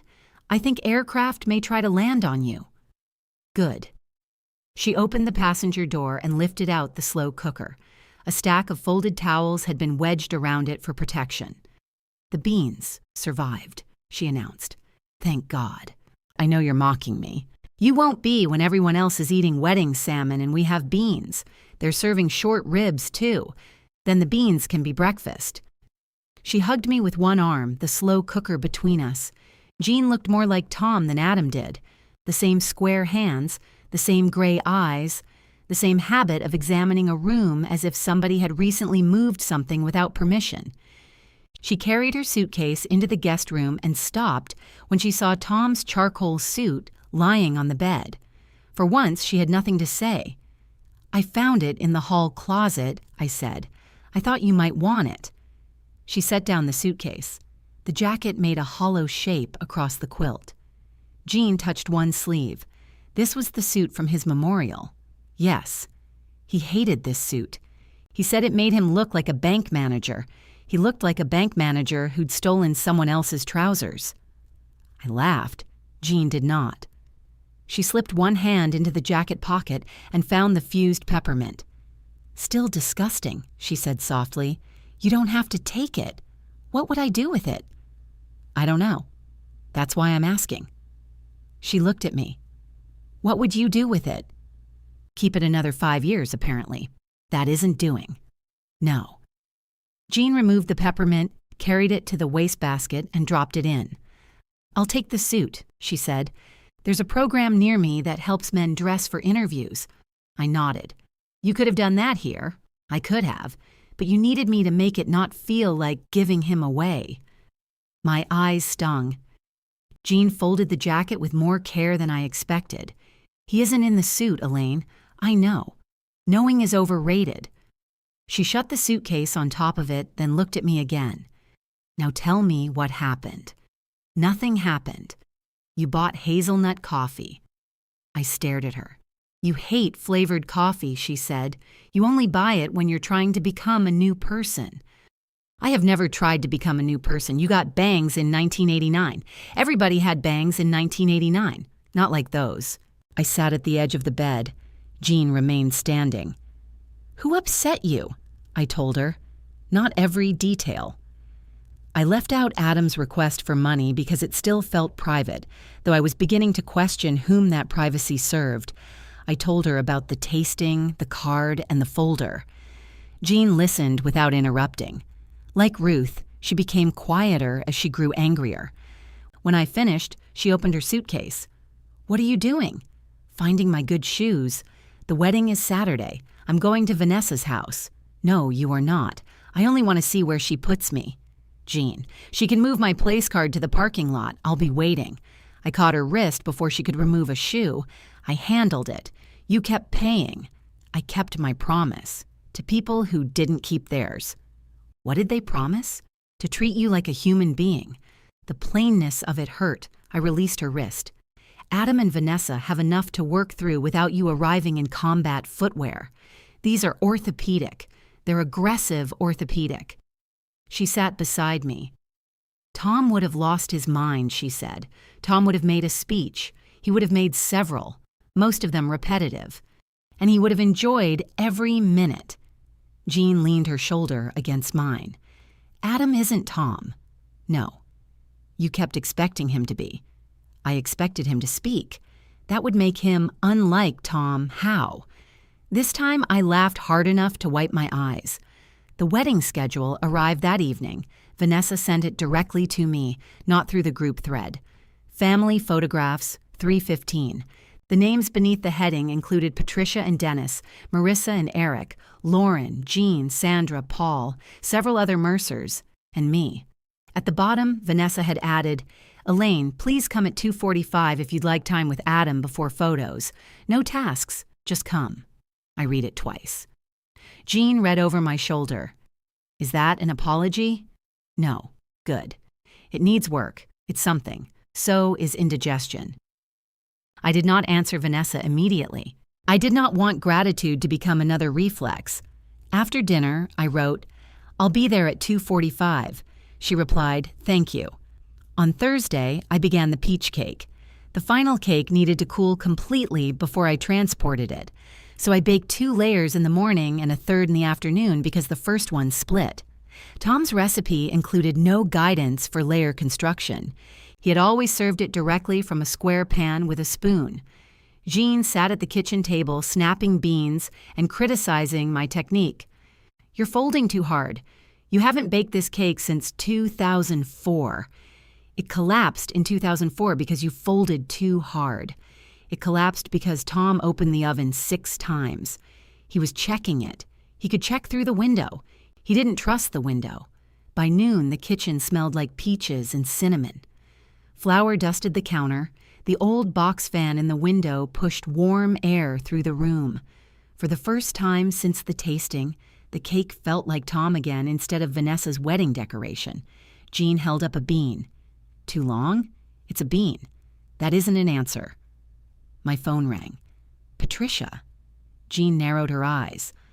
"I'm listening. You're going outside. I just got here. You've been here a day. I'm still settling."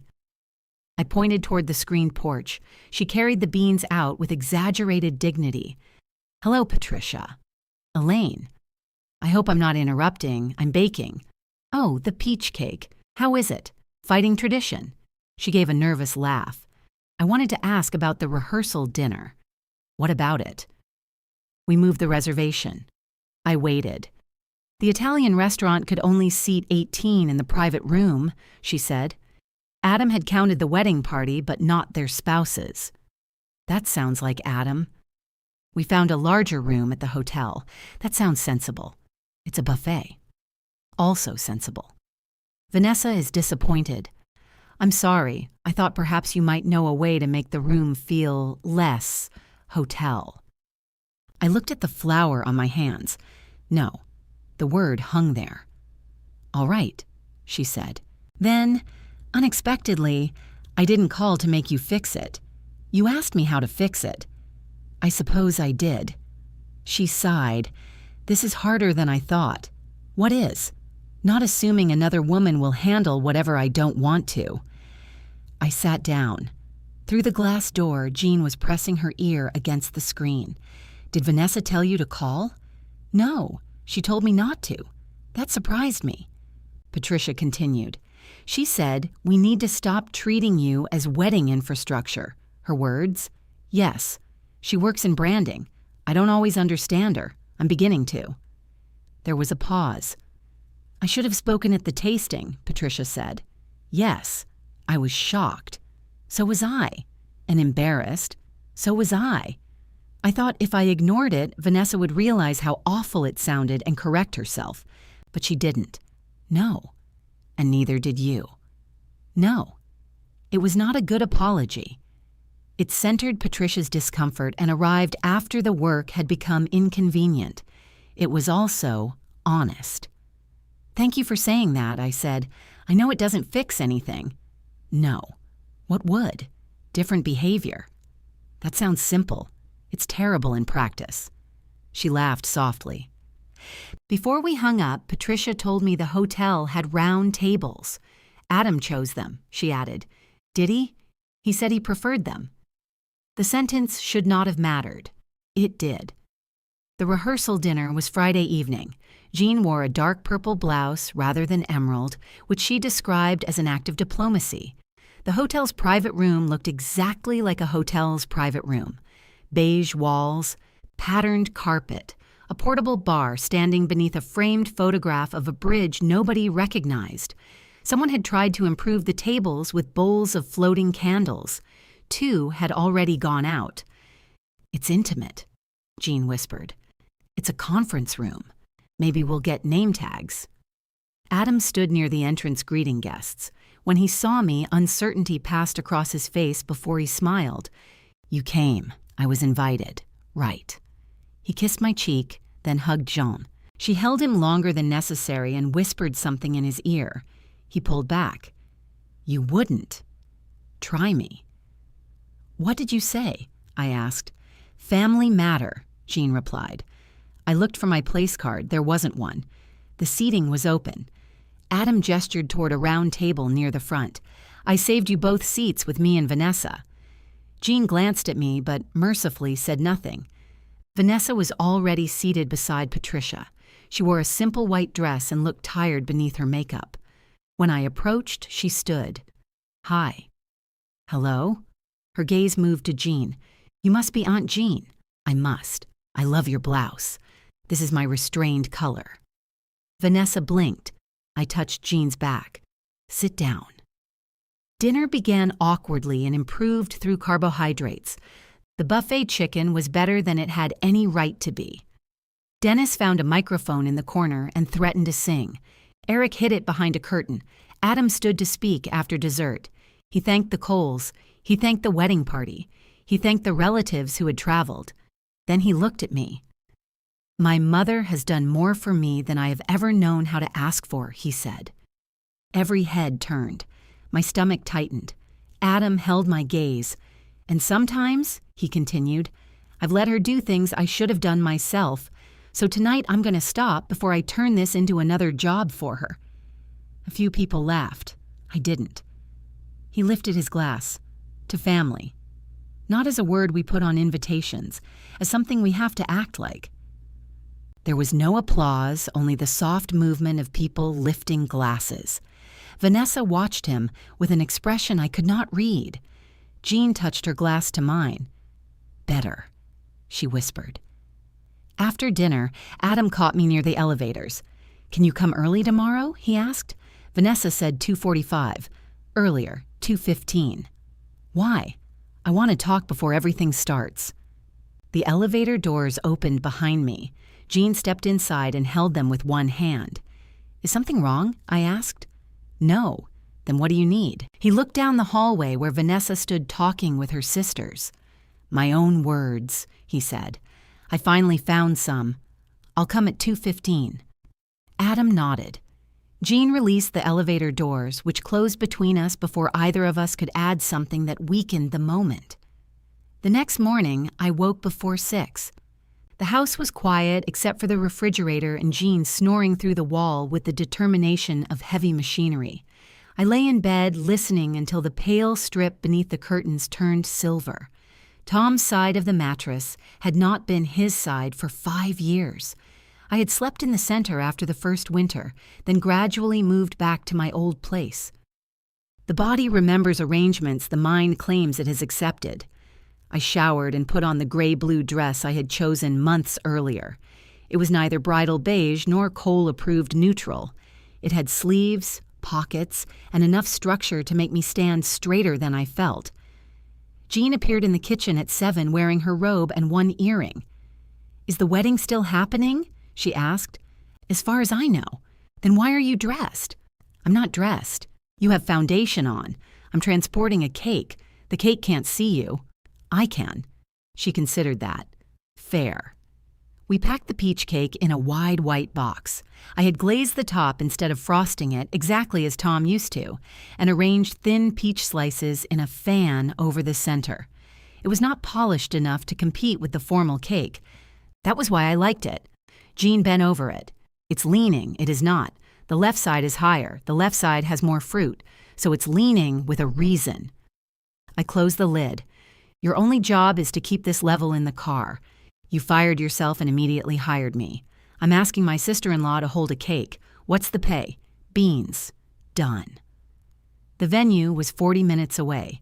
Jean rode with both hands beneath the cake box and complained every time I touched the brakes. "You're driving like there's no cake." "I'm driving like other vehicles exist. They can wait." At a red light, she lifted one edge of the lid. "Don't." "I'm checking." "You don't trust the box?" "Runs in the family." We arrived at 1:47 because Jean believed a cake required the same check-in time as international luggage. The vineyard looked different dressed for a wedding. White flowers lined the stone steps. Long ribbons moved from the backs of ceremony chairs in the breeze. On the terrace, round tables stood beneath strands of atmospheric bulbs that were less impressive in daylight. "Those are $1,200, I said. Jean looked up. "For string lights? Atmospheric string lights? Do we get to take them home?" "No." "Then I'm stealing one." Daniel met us near the service entrance. He wore a dark suit and an earpiece, which gave him the air of a man protecting a foreign diplomat from centerpieces. "Mrs. Mercer." "The cake looks wonderful. You can't see it. I have confidence. Dangerous in this family." He led us through the reception room. At the front, the formal cake rose in 4 smooth white tiers, decorated with tiny sugar flowers. Beside it, a low wooden stand waited for Tom's cake. The printed sign had been changed again.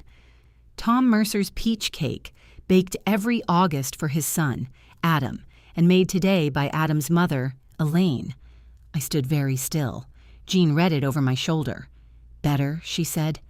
"Did Vanessa write this?" I asked Daniel. "She sent the wording last night." Celeste appeared from the kitchen carrying a tray of glass votives. She smiled when she saw me. "We saved you a place at the family table." She said it lightly, but not accidentally. "Thank you. Where do you want the peach cake?" I looked at the wooden stand beside the formal cake. "There." Jean set down the box. I lifted the cake with both hands and placed it on the stand myself. The left side was slightly higher. It looked perfect. A server approached Daniel before we left the room. The florist had delivered 6 boutonnieres instead of 8. 2 members of the wedding party were already asking which men should go without. Daniel looked at me automatically. Not because I was responsible, because for weeks my name had been attached to every practical answer. I took one step back. "Ask Adam," I said. Daniel nodded and touched his earpiece. Jean and I continued down the hall. "Very restrained," she whispered. "I did nothing. Exactly. Historic." At 2:10, a woman from the venue escorted me to the groom's room. Jean went to find Sandra and Paul with strict instructions not to attack anyone in Emerald. Adam stood alone near a tall window overlooking the vines. He wore a dark navy suit. Tom's cufflinks shone at his wrists. His tie was still untied, hanging around his neck like an unfinished sentence. "You came early," he said. "You asked me to. I wasn't sure you would. That sounds like a separate conversation." He nodded. On a chair beside him lay 2 unused boutonnieres. "I see you solved the flower crisis. I gave mine to Eric and one to Dennis. What will you wear?" "Nothing. Vanessa says that makes it look intentional. Brand strategy." "Exactly." He smiled, but it disappeared quickly. I remained near the door. Adam turned toward the window. Outside, staff carried glasses onto the terrace. Music floated up from somewhere below, a piano being tested 1 note at a time. "I practiced this in the car," he said. "You didn't drive here alone." I practiced silently. "That may be your specialty." He looked at me. "I deserve that. Yes." He drew in a breath. "I asked you for the wedding money." I said nothing. "I came to your house because Vanessa was going to lose the venue she wanted, and I knew you would have trouble saying no to me. Then I told her you had offered because I didn't want her to know we couldn't afford it. I made your generosity sound like pressure before you ever pressured us." His voice was steady, but his hands were not. He kept turning Tom's left cufflink with his thumb. "I blamed you for choices I wanted because it was easier than disagreeing with her. I let her think you were controlling things you didn't even know about. Then when she moved your card, I knew exactly why she was angry with you. That hurt more than I expected. You knew? I didn't know she was going to do that, but when she did, you understood. Yes.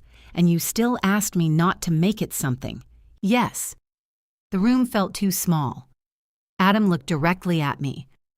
I accepted your money, your house, your time, all the family work, and Dad's cake. I wanted everything that made you my mother, but I didn't want the responsibility of treating you like one when it would cost me something. My throat tightened. He went on before I could stop him.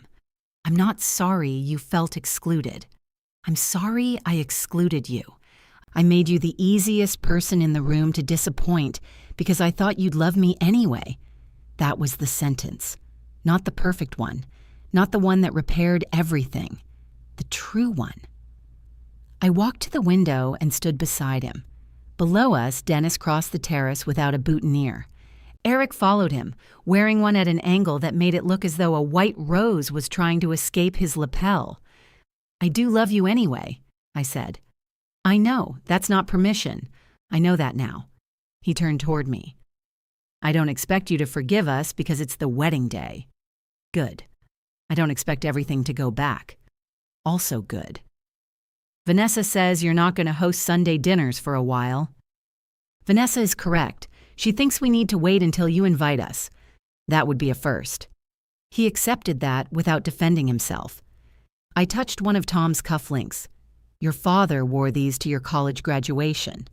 I remember. No, you don't. You were hungover. I remember parts. You threw up beside the economics building. That part. We both laughed softly. The laugh did not erase the pain. It made room beside it. Adam picked up his tie. Can you help? I could have told him he was 38 years old and the internet contained thousands of instructional videos. Instead, I took the tie and looped it around his collar. Tom had taught him once. I remembered both of them standing in this same arrangement in our bedroom before a high school banquet, Adam complaining that the knot felt like a hand at his throat. My fingers knew the motions. Wide end over narrow, under, across, through. When I finished, Adam looked down at the knot. Too tight? It's good. He did not hug me. I was grateful. A hug would have asked my body to declare something settled before my mind could agree. A knock sounded. Lauren opened the door a few inches. Sorry. Vanessa needs Elaine. Adam looked at me. Is there a problem? No, Lauren said. She just wants to talk. The bridal room was at the other end of the hall. Lauren walked beside me without speaking. Her pale green dress swished against the carpet. At the door, she paused. For what it's worth, she said, I thought the place card thing was awful. Did you? Yes. You looked at the table. I know. She seemed to expect me to make that easier for her. I didn't. Lauren nodded once and opened the door. The room inside smelled of hairspray, roses, and hot curling irons. Patricia and Marissa were arranging jewelry on a table. A makeup artist packed brushes into a case. Vanessa stood near a full-length mirror in her wedding gown. She was beautiful. Not because of the dress, though it was elegant and clean-lined. She looked stripped of her usual armor. Her hands were clasped tightly at her waist, and her face held none of the expression she wore in photographs. I need a few minutes, she told the others. Patricia hesitated. Vanessa looked at her. Please. They left. Lauren shut the door behind them. Vanessa and I faced each other across the room. I changed the cake sign, she said. I saw. I thought you should be named. Thank you. That isn't why I asked you here. No. She looked toward the mirror rather than at me. I didn't move your place card as a joke. I know. I knew what I was doing. Yes. Her fingers tightened. Adam kept using you as a reason I couldn't have things the way I wanted. I thought you were buying your way into every decision.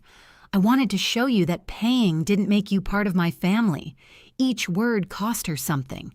I could see that. It worked, I said. She closed her eyes briefly. The moment I said it, I knew it was cruel, but everyone was watching and I didn't want to take it back and look weak. So you let me sit there. Yes. And called it a joke afterward.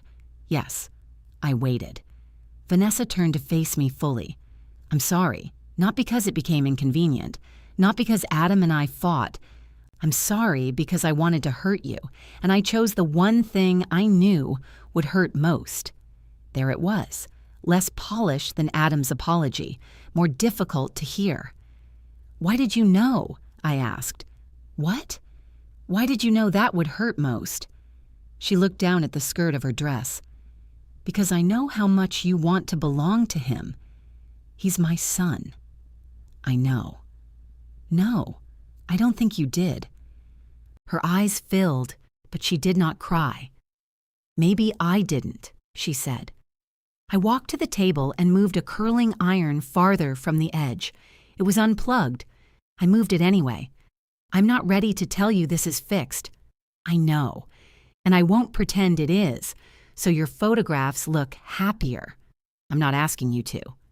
Good. She nodded. Then she said, I also don't want you at the reception because you paid for it. I waited. I want you there because you are Adam's mother, she continued, and because I would like the chance, eventually, to have a relationship with you that isn't managed through him.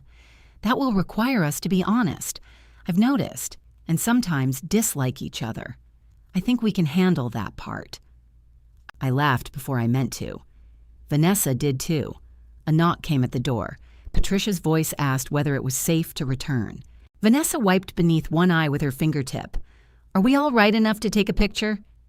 I considered the question. We are honest enough. She nodded. I'll take that. The family photographs began at 3:15. No one had to decide where I counted. Vanessa called my name before the photographer did. Adam stood on one side of me, Jean on the other. Patricia and Dennis joined us. Marissa, Eric, and Lauren filled in around Vanessa. Closer, the photographer said. We moved. Not perfectly, not naturally, but willingly. When the ceremony music started, we separated into our assigned places. A coordinator led me to the front row. Adam waited beneath the arbor, his hands clasped, Tom's cufflinks catching the afternoon light. Before I sat, he looked at me. This time, with everyone watching, he did not look away. I sat beside Jean in the front row. She leaned close enough that her hat brushed my hair. If anybody objects, she whispered, I have reasons. You are not objecting. I said, if anybody, no one is going to. Then why do they ask? I turned toward her. Behave. You invited me. Music covered her reply. The ceremony was brief.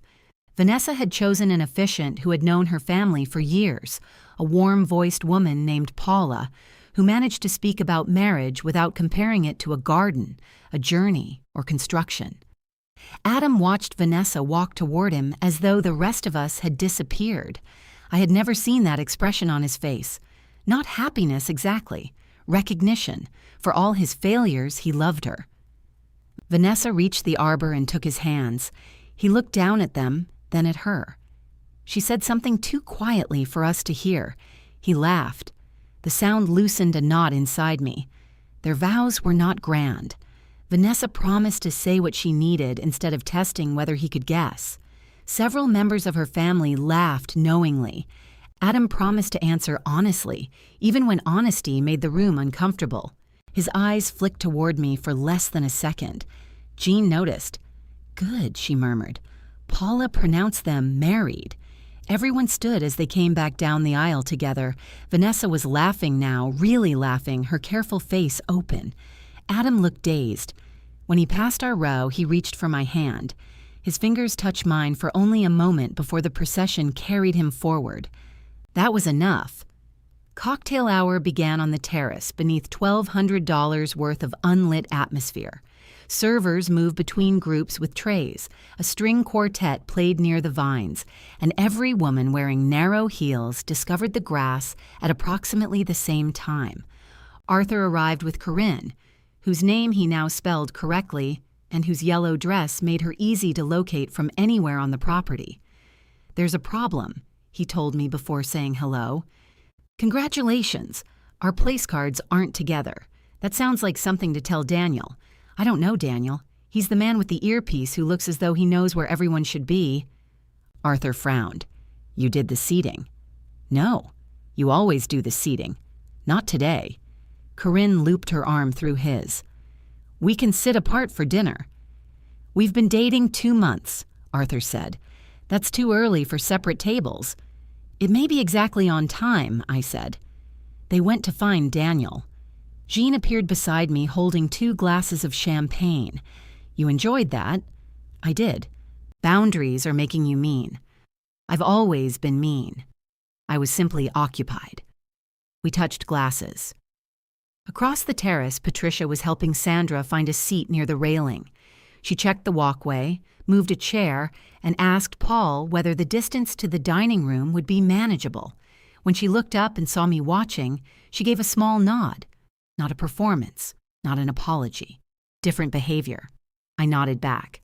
Dennis joined us with a plate holding 4 appetizers and no napkin. Elaine, he said, I've been instructed to thank you for the lights. They're currently invisible. They come on at dusk. For that price, I expected sunrise. He smiled, then looked toward the ceremony lawn where Vanessa and Adam were taking photographs. She's happy. She is. Vanessa can be...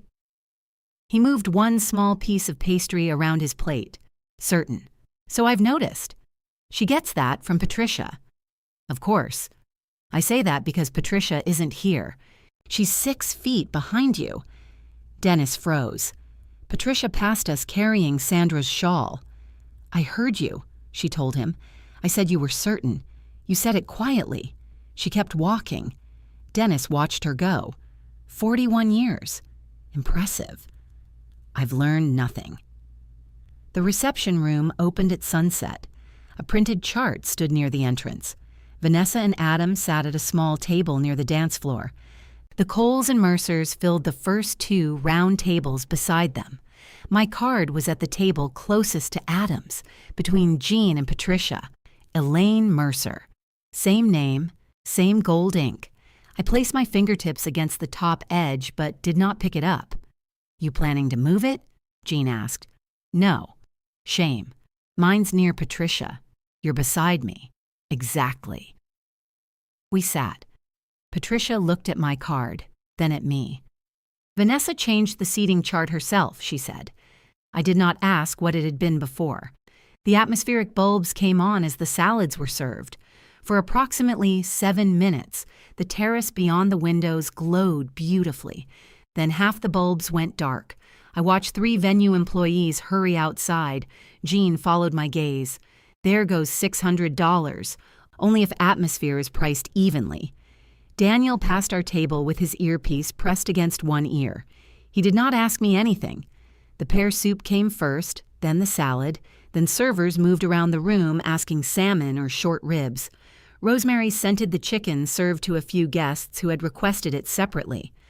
Arthur changed his entree twice because Corinne's salmon looked better than his ribs.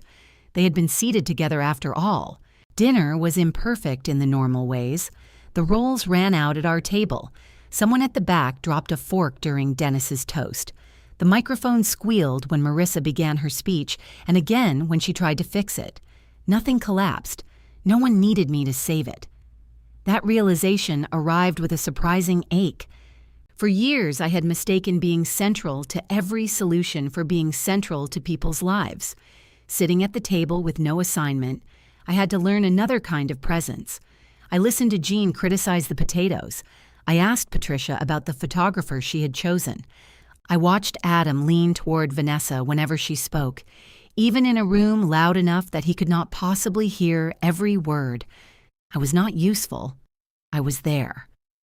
After the formal cake was cut, Daniel carried Tom's peach cake to the couple's table.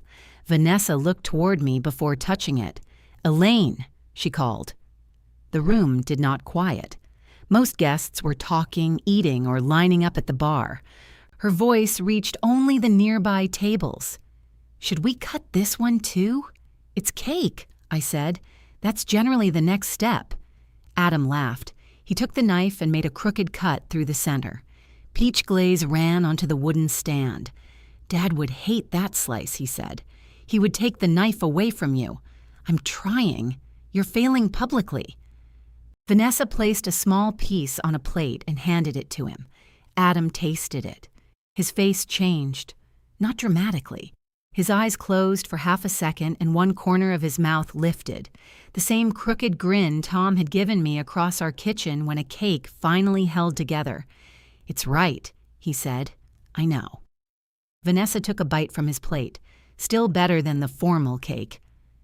The baker was not close enough to hear. Adam carried the plate to my table and set it between Jean and me. I figured you two should inspect the quality. Jean tasted it first. Too much cinnamon. There is not. Tom used less. Tom wrote more cinnamon in the margin.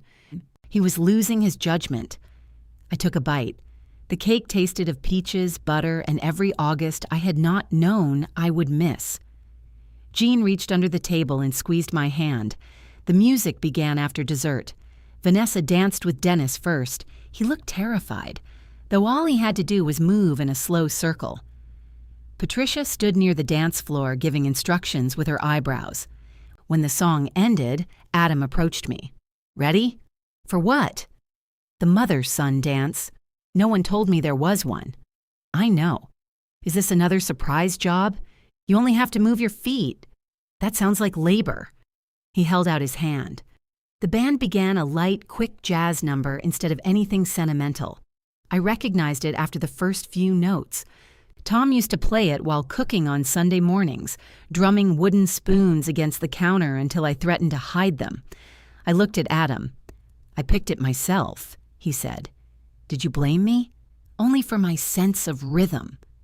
I took his hand. We danced badly. Not ceremonially badly, where two people sway with solemn affection. Actually, badly.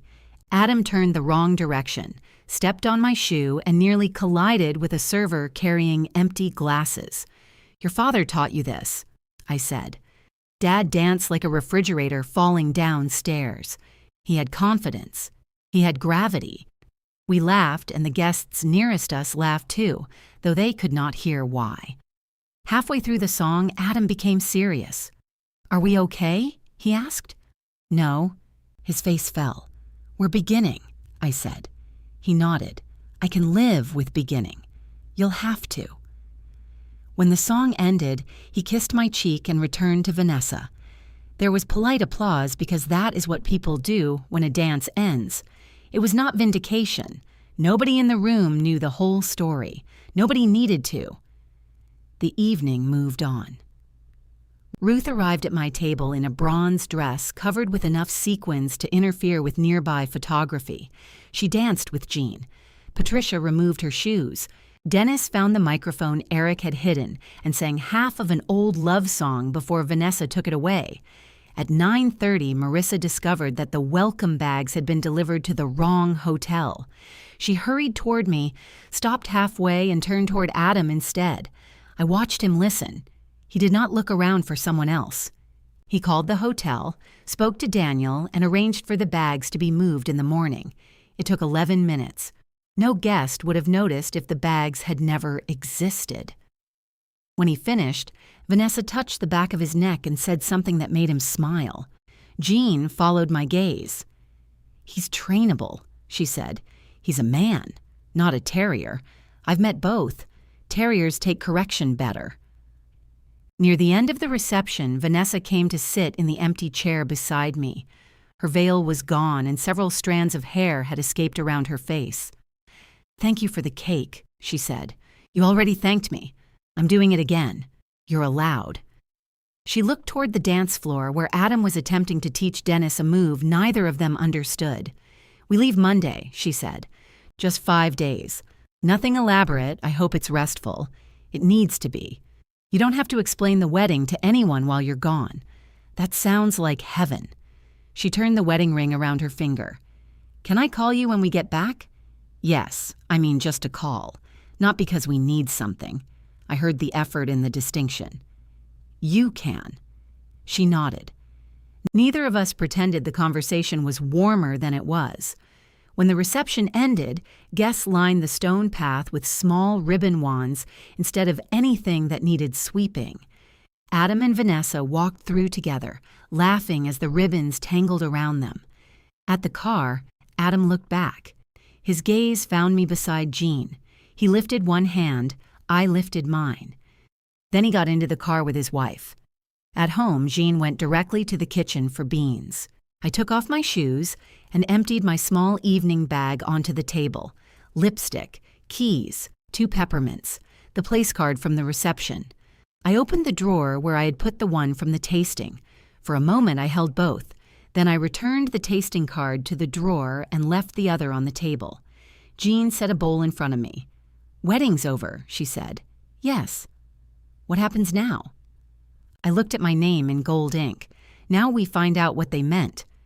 Jean ate beans at midnight in her purple blouse while I sat barefoot at the kitchen table. "Needs salt," she said.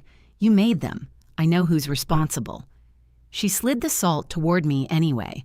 The reception place card remained beside my keys. Every time I looked at it, I remembered the other one in the drawer. Same paper, same lettering. Proof that the location of a name could change while the person carrying it remained exactly herself. Jean stayed 3 more days. We washed wedding clothes, returned Sandra's shawl, and divided the leftover peach cake with the seriousness of an estate settlement. She took Tom's charcoal suit when she left. At the door, she held the garment bag over one arm. "You sure?" "No. Good enough." She kissed my cheek and carried it to the car. After she drove away, I opened the hall closet. The blue jacket still waited in the donation bag. I put the bag beside the front door instead of returning it to the closet.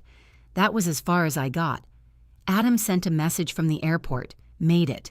No wedding tasks, just proof of life. A photograph followed. He and Vanessa stood beneath a departure sign, both tired and smiling. Adam's tie was gone. Vanessa wore flat shoes and held a paper cup in each hand. I wrote, "Have a wonderful trip. I love you." Then I placed the phone face down. For 5 days, they did not call. The silence felt different from the days after the tasting. It did not feel like punishment or disappearance. It was simply space, though I was not yet skilled enough to enjoy it consistently. I had dinner with Ruth. I took the blue jacket to the donation program before I could change my mind. I bought coffee I actually liked, which turned out not to be hazelnut. Hazelnut coffee tasted like someone had sprayed perfume into a toaster. On Sunday, I woke at 6 and began planning dinner automatically. Adam liked roast chicken. Vanessa preferred the lemon potatoes I made in the cast iron pan. I mentally checked the refrigerator for carrots before remembering nobody had been invited. My first feeling was disappointment. My second was relief. I went back to bed with a book. Vanessa called the evening they returned. "Hi," she said. "Hello, we're home. I assumed the airline would return you eventually. It was touch and go." There was a pause. I waited for the request. None came. "The trip was good," she said. "It rained 2 days." "That's unfortunate. We slept through most of it." "That sounds fortunate." Another pause. I nearly asked whether they needed groceries. My mouth was already shaping the sentence when I stopped. Vanessa rescued neither of us from the quiet. Finally, she said, "This is harder when I'm not asking you for something." I laughed. "Yes." I almost invented a question about the cake stand. "Daniel has it." "I know. You were going to ask anyway?" I considered it. Very resourceful. Her laugh was tentative but real. We talked for 11 minutes. She told me Dennis had accidentally taken one of their suitcases home from the venue. I told her Jean had donated Tom's suit. Vanessa did not tell me what the suit symbolized or praise me for closure. She only said, "That must have been difficult. It was exactly the right amount." Adam called the following night. "Are you doing dinner Sunday?" "No." He waited. I let him. "Okay," he said. "We thought we might order Thai food here. Do you want to come?" I had already agreed to go with Ruth to a documentary at the small theater downtown. Ordinarily, I would have canceled. Ruth expected people to cancel for family. She complained about it in advance so she could claim victory later. I have plans. Oh, Tuesday is free. Tuesday works.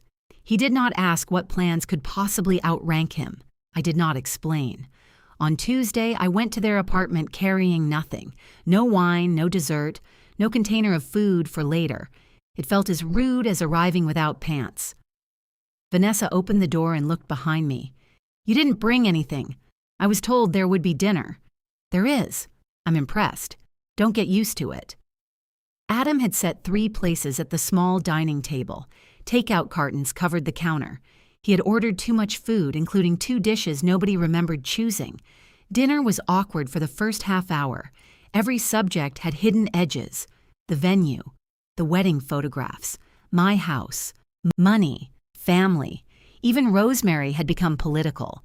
So we talked about Eric's attempt to repair a dishwasher and Dennis's discovery that one atmospheric bulb had somehow ended up in his jacket pocket. "I told him to mail it back," Vanessa said. "I told him it was mine," I replied. Adam smiled. "You paid $1,200 for that bulb?" "I paid $1,200 for the atmosphere. The bulb is evidence. By the time the cartons were empty, we had laughed more than once. That did not make the dinner normal. It made it possible." When I stood to leave, Adam reached for the containers. "Do you want leftovers?" My old answer rose immediately. "You keep them. You need food more than I do." Instead, I pointed to the basil chicken. "I'll take that." He spooned it into a container. At the door, Vanessa hugged me, briefly. She did not search my face afterward to see whether the gesture had repaired anything. Adam walked me to the car. "We're trying," he said. "I know. It feels like you're waiting for us to fail. I'm waiting to see what happens." "That's not the same?" "No." He looked toward the apartment window. Vanessa stood inside gathering plates. "What would make you trust us?" "Time. I was hoping for something I could do." "I know." That frustrated him. I could see it. Adam liked tasks when they had a finish line. Apologize, invite, carry leftovers, restore the old system. Time required him to behave without being rewarded immediately. "All right," he said. He opened my car door. It was a small courtesy, perhaps calculated, perhaps sincere. Most things are both at the beginning. The weeks that followed did not transform us. They rearranged us slowly. Vanessa called sometimes with no request. Other times she did want something, and she began saying so directly. "Can you send me the peach cake recipe?" "Yes." "Will you teach me how to make it?" "Not this week." "What about next month?" "Ask me next month." "All right." Adam asked whether I could remind Arthur about Thanksgiving plans. "No, you have his number." Arthur arrived anyway, which proved reminders had never been as essential as I believed. Patricia invited me to lunch. We spent the first 20 minutes discussing the weather with the concentration of diplomats. Then she admitted she had started telling Vanessa no without offering explanations. "How is that going?" I asked. "She assumes I'm ill. Give her time." Patricia smiled. "I wanted to dislike you. That would have simplified things. You made me notice my own habits." "I'm sorry." "No, you aren't." "No." We did not become close friends. We became 2 women capable of sharing lunch without pretending one of us had misunderstood the other. Adam and Vanessa began hosting more often. Their apartment was small, the food sometimes late, and the white sofa finally developed the softened cushions of furniture people actually used. I went when I wanted. I declined when I had other plans. Once, I declined because I wanted to stay home.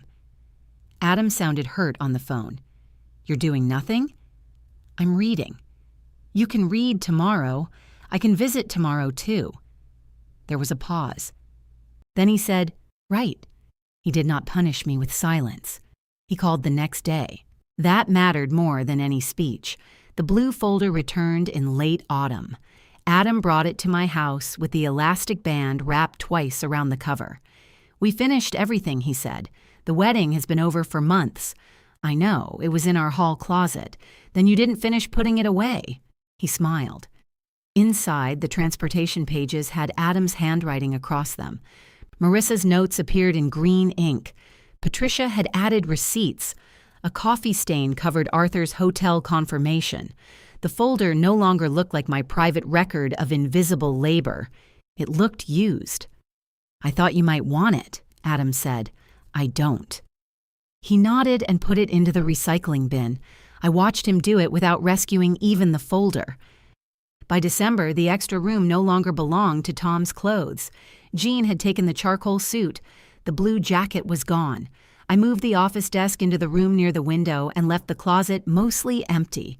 I did not remake the space into anything inspiring. It held a desk, a lamp, 2 boxes of photographs, and 1 chair that still needed repair. It was simply available. When I invited Adam and Vanessa to dinner, it was the first meal I had offered to host since the wedding. I chose a Thursday, not Sunday. Vanessa asked what she could bring. Dessert? Formal or real?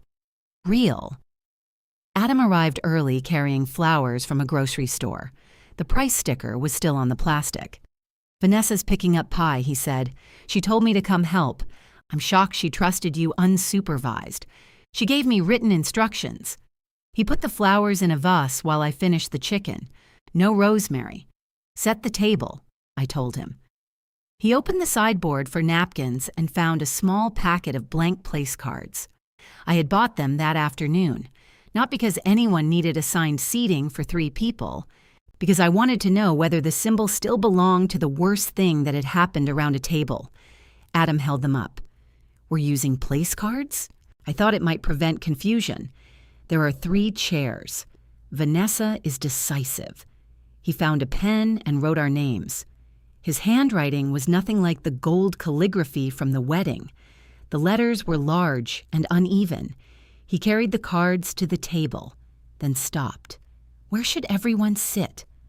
I turned down the burner and looked at him. "Put them wherever you believe family belongs." Adam did not smile. He placed my card at the end of the table where I always sat. Vanessa's went to my right. His went across from her, close enough to reach both of us. Then he reconsidered, moved his own card beside mine, and put Vanessa across from us. "No," he said. "She'll think we're ganging up on her." He moved them again. By the time Vanessa arrived with the pie, all 3 cards were in a crooked cluster near the center of the table. "What is this?" she asked. "Your husband is afraid of seating charts," I said. "With reason." She removed her coat and looked at the cards. For one moment, none of us spoke. Then she picked up mine. Adam went still. Vanessa carried it to the chair beside her and set it down. "I want Elaine here," she said. "Not sponsor, not helper, not the woman who knew where everyone went. Elaine." I sat where she had placed me. Adam brought the chicken. Vanessa cut the pie too early, and the filling ran across the plate. We talked over one another, disagreed about a movie, and forgot to serve the green beans until dinner was nearly finished. Nobody needed saving. My place card remained beside my plate all evening.